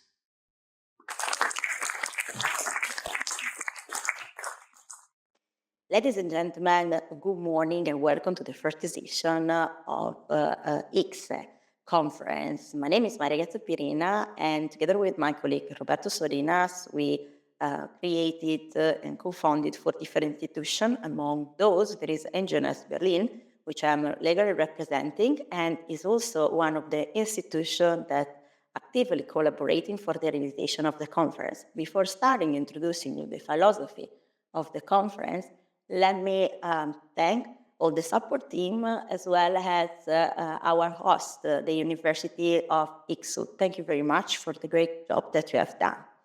Yes. Okay, so what we would like to share with you is a vision, actually. It's about designing strategies and technique. So the so-called MBNGO Academy, because during last ICSE conference, we launched a concept called the Student Challenge, when we actually challenge students from different universities in a pilot action. Those students were involved into a training modules with specific tool to design projects or products. For the future, we would like to have this space because in a specific moment we are in the piloting action, and a student from La Sapienza in Rome already tested, student from Fordham University in New York already tested, student from South Africa and also from Poland, WCA. They are about to start in the testing phase. So what are they going to do? Basically, it's a challenge regarding project design technique, but in a larger sense. I think all of you have a nice and brilliant idea that you would like to transform in some concrete path. So the main aim of the academy is running it's running around 4 different main pillars and concepts. The concept design, structure of the projects, logical framing and matrix development, and effective editing and writing. So what does it mean? First of all, concept designing. For concept designing, we mean like facilitating the brainstorming part, needs analysis, orientation, and self-assessment. So trying to understand if the idea that you have in mind is actually feasible. Who are the target group? To whom you would like to dedicate your efforts about your projects. And by doing this, we use a logical framing and matrix development. Here I just mentioned some of the potential application and framework that you could use. But basically, we want to have a coherent way to define results, objective, and KPIs. KPIs, they are like indicators. What you are going to concretely achieve in 1 year time, for instance. How are we going to do this? We are going to structure the projects together. So basically, we're going to use some specific modules taken from the project design. So instruments and tasks as Grand Seeker we used, and planning together the budgets and also a definition of a time plan. Time and deadlines are everything in our life. Without deadline, it's super hard to achieve our dreams and goals because they help us in keep the reality and the pragmatism. And of course, like we help you to be effective in editing and in writing. How using specific techniques like visualization, for instance, the technique of storytelling and integration of charts. Usually, we push to work in teams because after university, you will be challenged in entering into the labor market. And the strength of the team is exactly this, like you compensate with all skills and all your knowledge among the team. In order to be successful, you have to learn how to work and how to compromise as well inside the team. The length of the program is usually 1.5 months, maximum 3 months. During this time, you receive constantly feedback and assessment by the senior, and this is one of the key elements. And we want to challenge students to achieve concrete goals, meaning there is a deadline, and the deadline means that you are producing a project that is gonna submit to the European Commission, or in some cases, for instance, right now in the last edition, of La Sapienza, they wrote projects about story bands and they submitted. And these projects got a grant, and right now we are about to start with the project. So the main idea is like full cycle. You conceive your idea, you develop your idea, followed by a mentorship scheme till the moment you are able to submit it as successful ideas. Okay, they're like this. These are like the potential clients that I mentioned before, and this is just some key, let's say, words that help you in understand who we are talking about. I just said before about students, but I was not precise enough because we have cases when there were universities that are studying university where we involved PhD students or doctoral students, university where they attend bachelor or master degree students. This is the beauty of this concept because it's really flexible and customizable regarding your exigencies. And for this, I'm looking to the professors because you all have in your faculties a specific subject that you might take care of. You would like to involve and boost creativity on your students. So it's a guided, let's say, both ways process. So we hear you, we talk with them, and then we try to address their ideas and help them in realizing, let's say, a concrete idea, a concrete project. But in a larger vision, here you could see also artificial intelligence PhD and also researchers, eco strategies, sustainability manager, innovation manager, and also edutech startups. Why? Because this model is simply help you and guide you to create something concrete for your life. So it's kind of framework that provides you different mindset. These are just key partners that work with us and took benefit of our training during the years. I mean, we have more than 50 years right now working in this field, so this is why you see a long list of logos. And in case Izmir University would like to test this piloting action, is a module for free, I'm telling you already, for your students. So we are here at disposal to have a talk with you and to co-create together the models. This is everything, let's say, for the generic framework of the academy to be, okay, for the moment we are just in the piloting phase, but we would like to give recognition to the students that work hard already to this project, because there are currently ongoing 2 groups, one from the University of Johannesburg in South Africa and another group of students from La Sapienza that are attending 2 different faculties and courses. In South Africa, it's about urban planning and rethinking the urban areas in Johannesburg. In La Sapienza, they are studying marketing communication linked to big events, mainly sport events. So you will see different approaches, and you also hear from them what are their ideas and proposals. And of course, open to listen to feedbacks for improvement. Thank you very much. This was everything from my side. I need to call Giulio. You ready? I'm looking to technician over there. Who's gonna be the first? La Sapienza, confirm? Johannesburg, okay. Here you have our references in case you would like to contact us. And I can also tell you something else. Since we are always moving, as Minavanti NGO, we co-create together with Roberto several entities, including just the Baby Born, I call it like that, which is consultancy company in Lisbon. Why? Because we feel the need to create new entities that can support universities, municipality, or other NGOs to accompanying them, let's say, in the frame of European international project, but also in the frame of framework of research studies. Johannesburg, okay. We are all ears. Hello, good afternoon.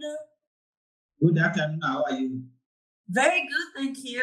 So that's your unique moment. Just brief introduction about the courses that you are following, but please introduce yourself and as well your idea.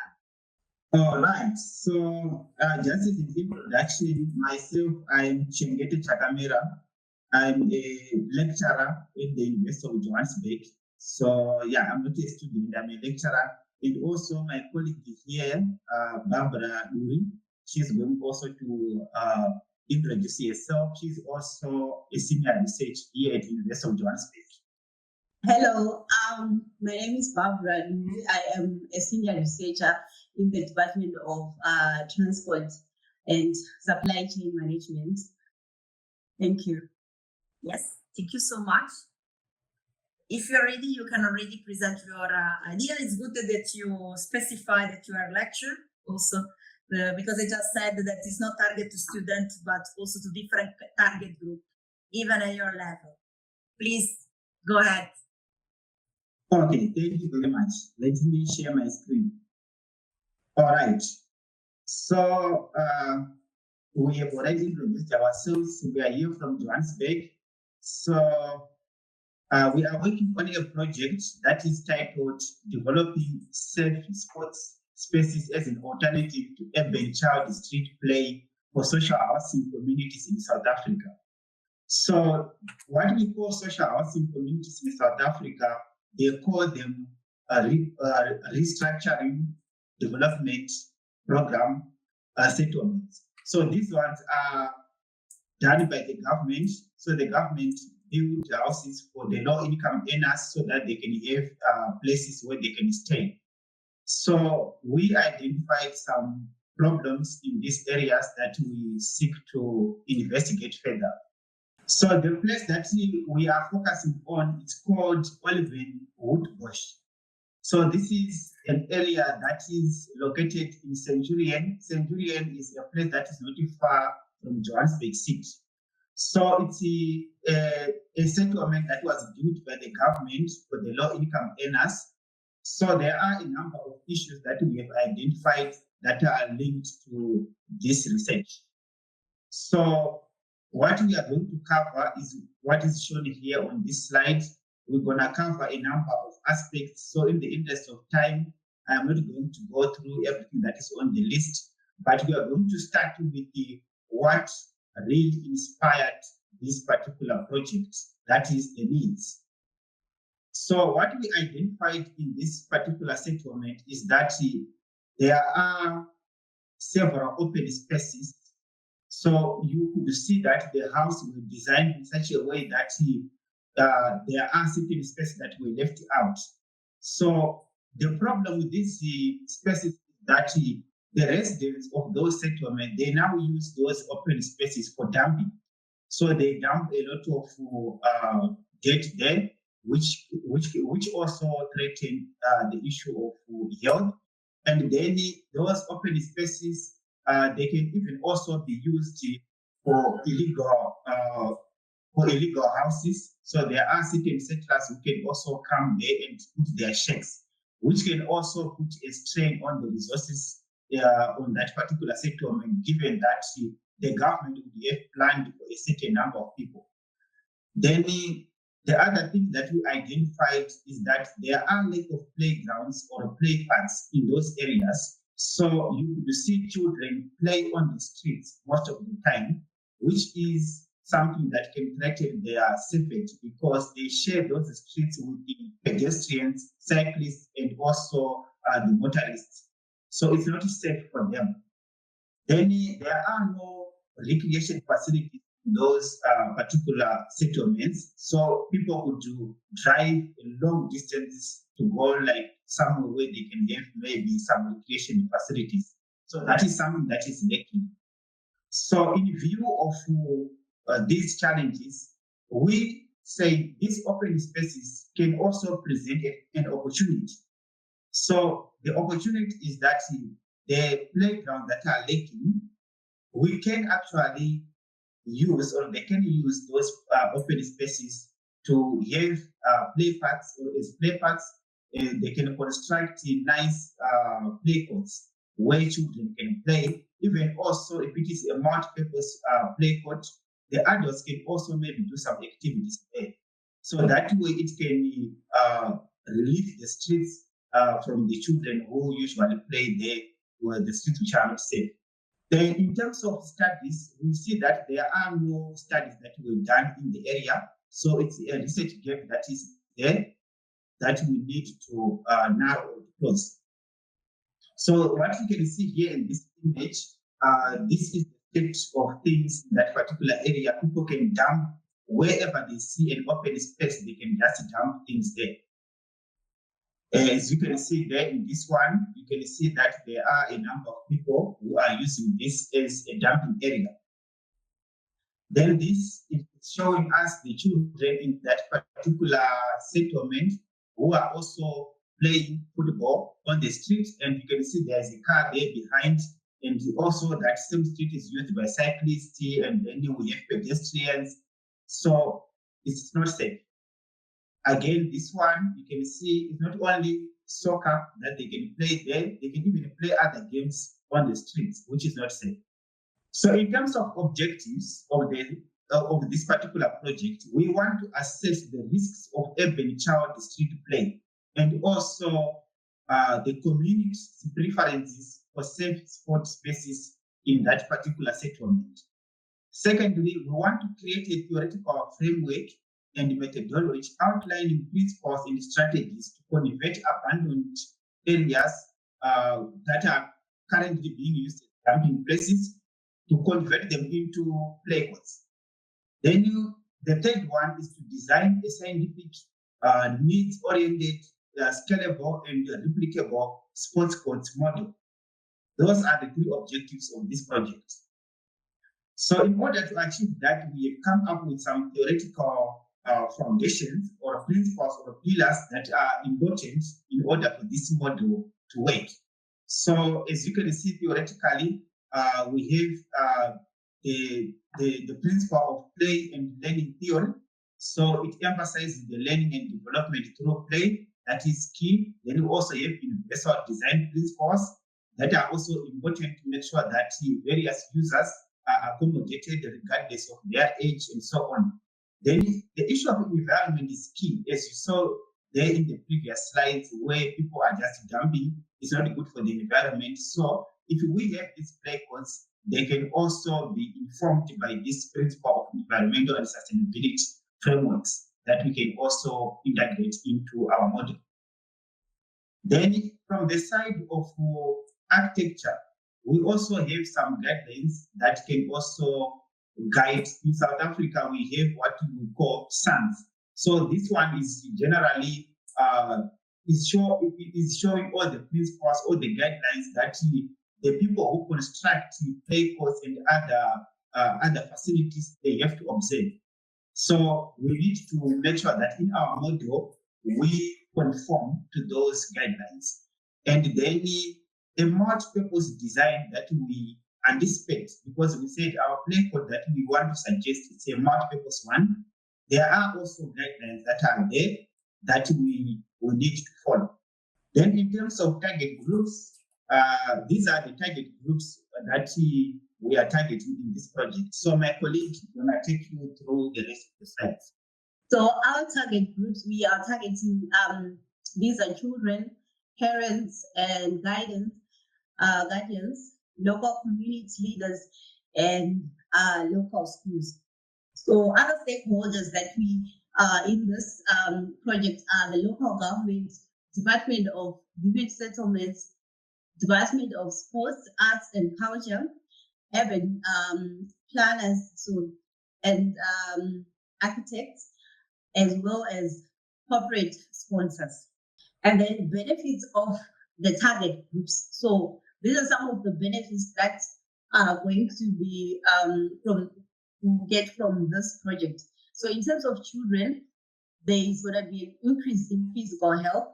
There's also skills development, social skills, teamwork, and reduced harmful activities like drug abuse. So if children are not occupied with activities, they end up being involved in harmful activities like drug abuse, especially in this kind of settlements where there is high population of people.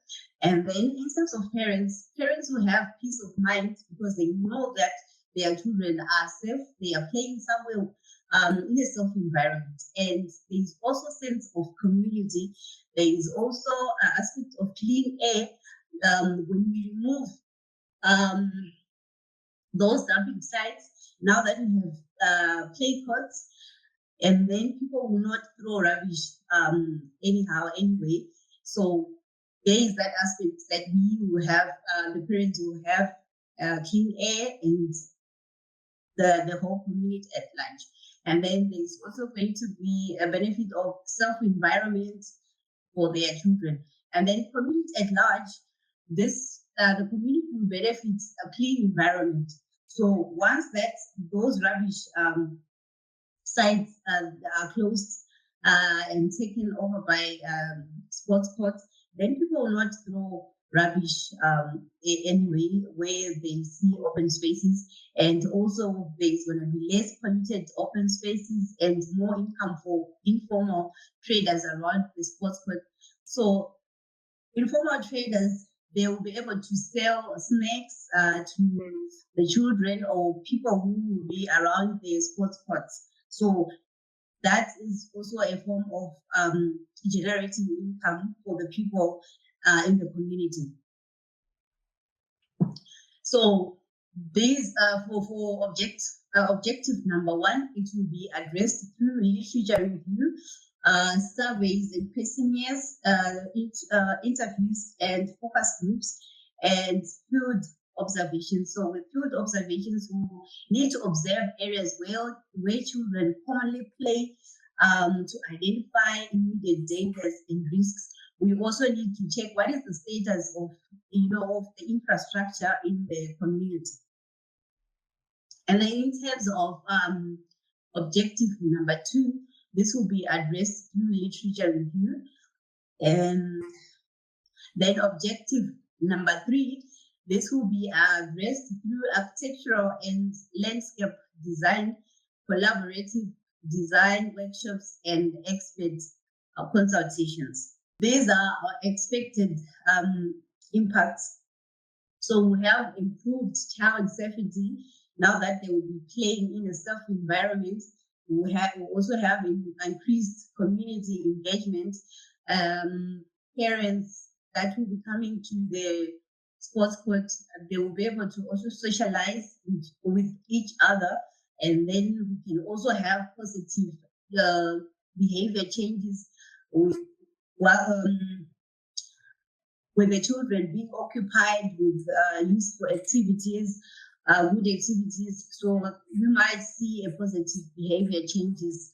And then there's aspect of increased physical activities, social skills, through teamwork and leaderships. And then these are our deliverables. We will have maintenance manuals, community needs assessment reports, educational material for road safety, sport court model, and then a technical document outlining the methodology with urban principles and strategies for sustainable transition of abandoned areas to sport courts. So this is just a chart to show the time frame of, and also the tasks that we will do to achieve this project over 18 months.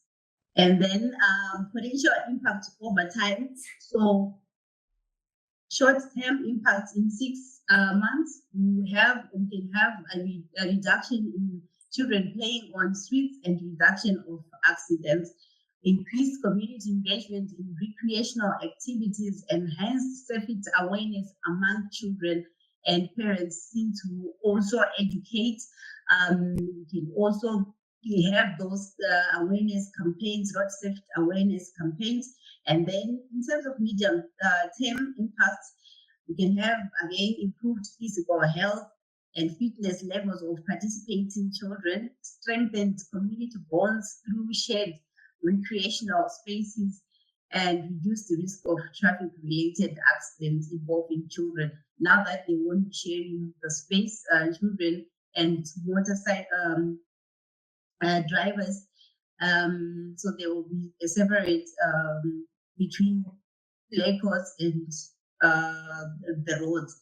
Then long-term impacts, will have sustainable improvement in overall community health and well-being, and potential decrease in juvenile delinquent rates. And then key performance indicators. I'm sorry to be the kind of bad cop, but we have also a little bit time of constraint. Thank you very much for, I don't know if you want to say just a sentence of conclusion, but I'm very impressed with the great work that you have done just in 1 month and a half, correct me if I'm wrong, because the project is already there, and I'm already telling you that we are going to submit for sure as capacity building, and it's very well done and structured. Congrats. Okay, thank you. No, they want to applaud you in the room.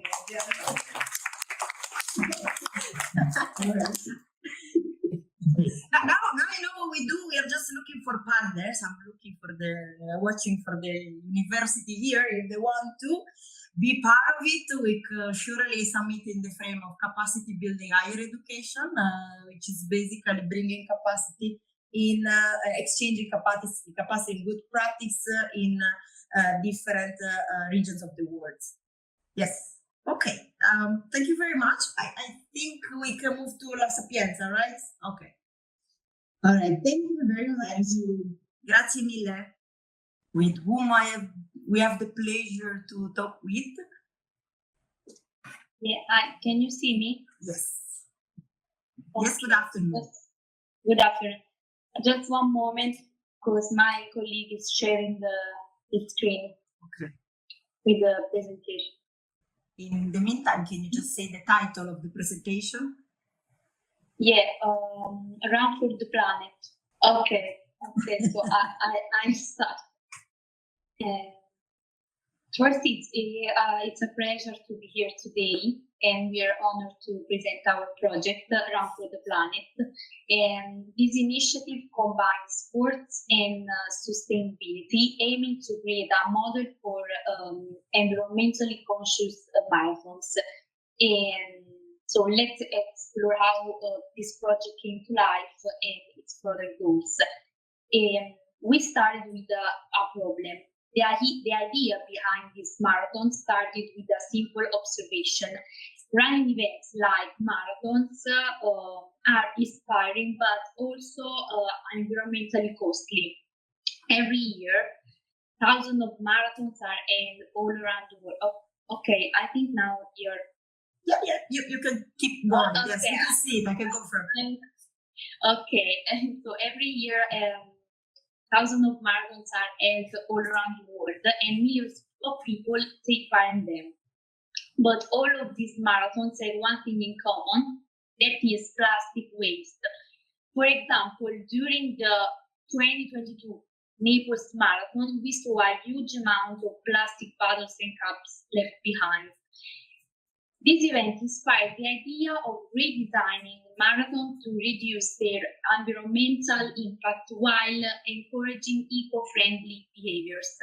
But let's zoom out and take a look at the bigger picture. Europe is facing a plastic crisis. Virgin plastic production emits 1.7 kilograms of CO2 per kilogram. In 2020, Italy alone consumes 5.9 million tons of plastic, with 42% used for packaging. Marathons, with their significant plastic usage, reflect this larger issue and offer an opportunity for change. On average, each runner uses between 3 to 5 plastic bottles during a standard marathon.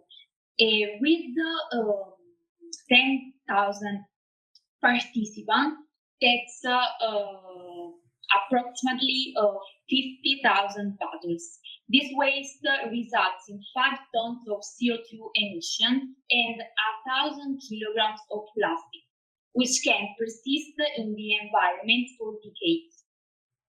If we look at larger events like the Paris or the Berlin Marathon, the numbers become staggering. Together, these marathons generate over 1 million plastic bottles annually. This creates an enormous carbon footprint, contradicting the spirit of promoting healthy and sustainable lifestyle. But here is the challenge and both the opportunity. What if these events became platform for sustainability?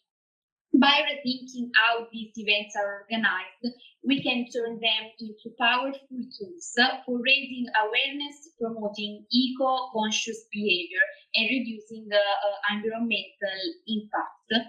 And now I'm passing the word to my colleague, Nicole. Thank you. Hi. In this slide, we can see the main objectives that our marathon have.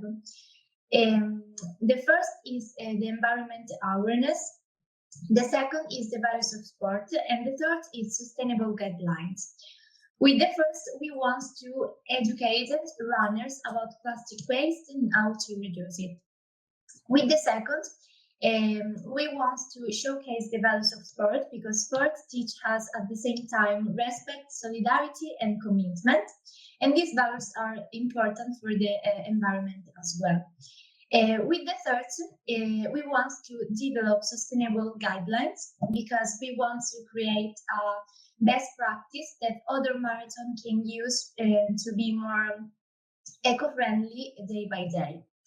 With the tentative methodology, we want to express that this marathon is not just about running, but it includes the recycled bins along the route, because we will have 50 recycling bins along the route, and the bottles collected will be used to make recycled running shoes. Then will be also the pre-event sustainability workshop. So we will organize the workshop to teach participants about plastic waste and how to be more sustainable. The interactive booth. So there will be booth with information and video explaining the impact of plastic and ways to reduce it. There will be also eco-friendly areas. So we will have green food trucks and environmental education station. And moreover, all of these proceeds of the shows will be donated to sport association. In the next slide, it will show the transformation process from the bottle to the shoe and finally to the sale. And now pass the word to Sabrina. Okay, we can see the activities. The activities start with benchmarking, studying other sustainable events to understand their success. Next, we focus on planning and organization, including selecting eco-friendly routes and obtaining legal permits. Then we plan to engage partners, sponsor, and collaboration with the association. About participant management, we plan to use online registration to avoid paper use and organize a sustainable pre-event workshop. Afterward, we will continue with communication and promotion activities such as awareness campaign and prioritizing online campaign. We also prioritize sustainable logistics using recycled signage and avoiding single-use materials. In conclusion, we plan monitoring and feedback activities to identify the best practice to include in a sustainable guidebook. In fact, our deliverables are, first of all, sustainability guidebook, a detailed manual for making marathons eco-friendly, positioning Run for the Planet as a reputable model, final assessment report, an evolution of the event's environment impact, measuring metrics like plastic waste reduction, recycle the running shoe. Every 12 plastic bottles collected will produce 1 pair of running shoes. So the goal is collect plastic and sell it to corporations like Adidas through valuable contracts. This way, Adidas can use recycled plastic at a low cost to produce shoes, reducing environmental impact. At the same time, we generate revenue to improve the economic sustainability of our model, for example, to support the organization of next year's marathon. I'll pass the word to my colleague, Antonio. Hi. In a short term, we will see immediate results. We will collect and recycle plastic waste during the event. And we will raise awareness among participants and spectators. And we will show how plastic can be reduced by creating running shoes for the collected bottles. And this action showed that possibilities of combining sustainability and sports. In the long term, we hope for bigger cultural and systemic change. We want people to change their attitudes toward sustainability, and we want to promote the circular economy by reusing materials. And we hope that fewer single-use plastic will be used at running events around the world. And there are our objective are global reduction of environmental impact, public awareness, and community engagement. Pass the word to my colleague Nicolo. Hi everyone. Looking to the tentative time scheduling, the project timeline is carefully planned. Research and planning will take more or less 6 months. partnership development, and event preparation will follow. And finally, the marathon itself will be a one-day event.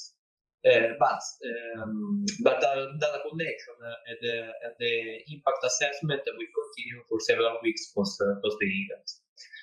In conclusion, Run for the Planet is not just a marathon, it's a movement.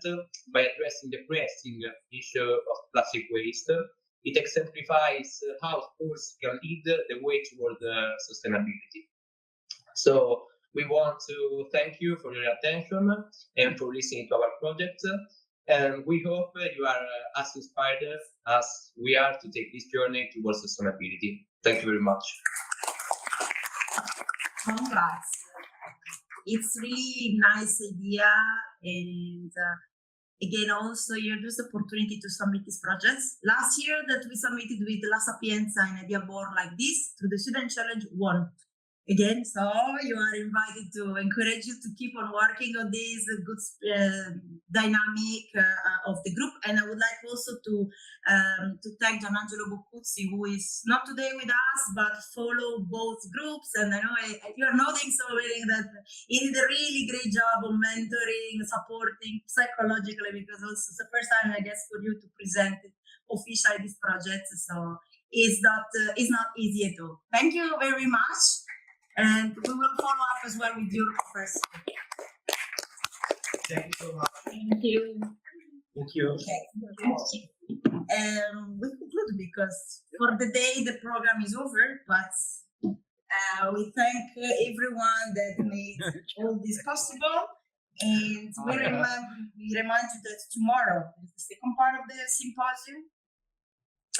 We have also to thank the Regia, the technical support, Giulio Brogi, Sonat, social media, Sami, and someone else that I'm forgetting.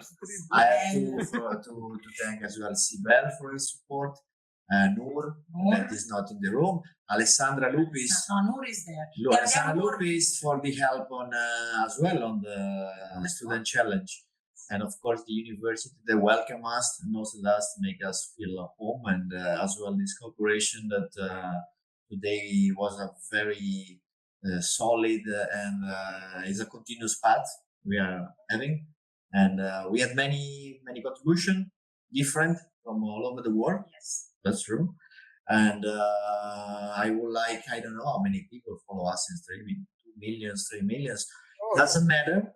Or millions. It doesn't matter. We have the quality of these contributions and the video that is there, and it will be forever there. So that's the power of technology nowadays in some way. So yeah, thanks to the rector, thanks to Volkan, thanks to us, and the closing for you, the final closing for you, and we continue now. Thank you. Stay cooler.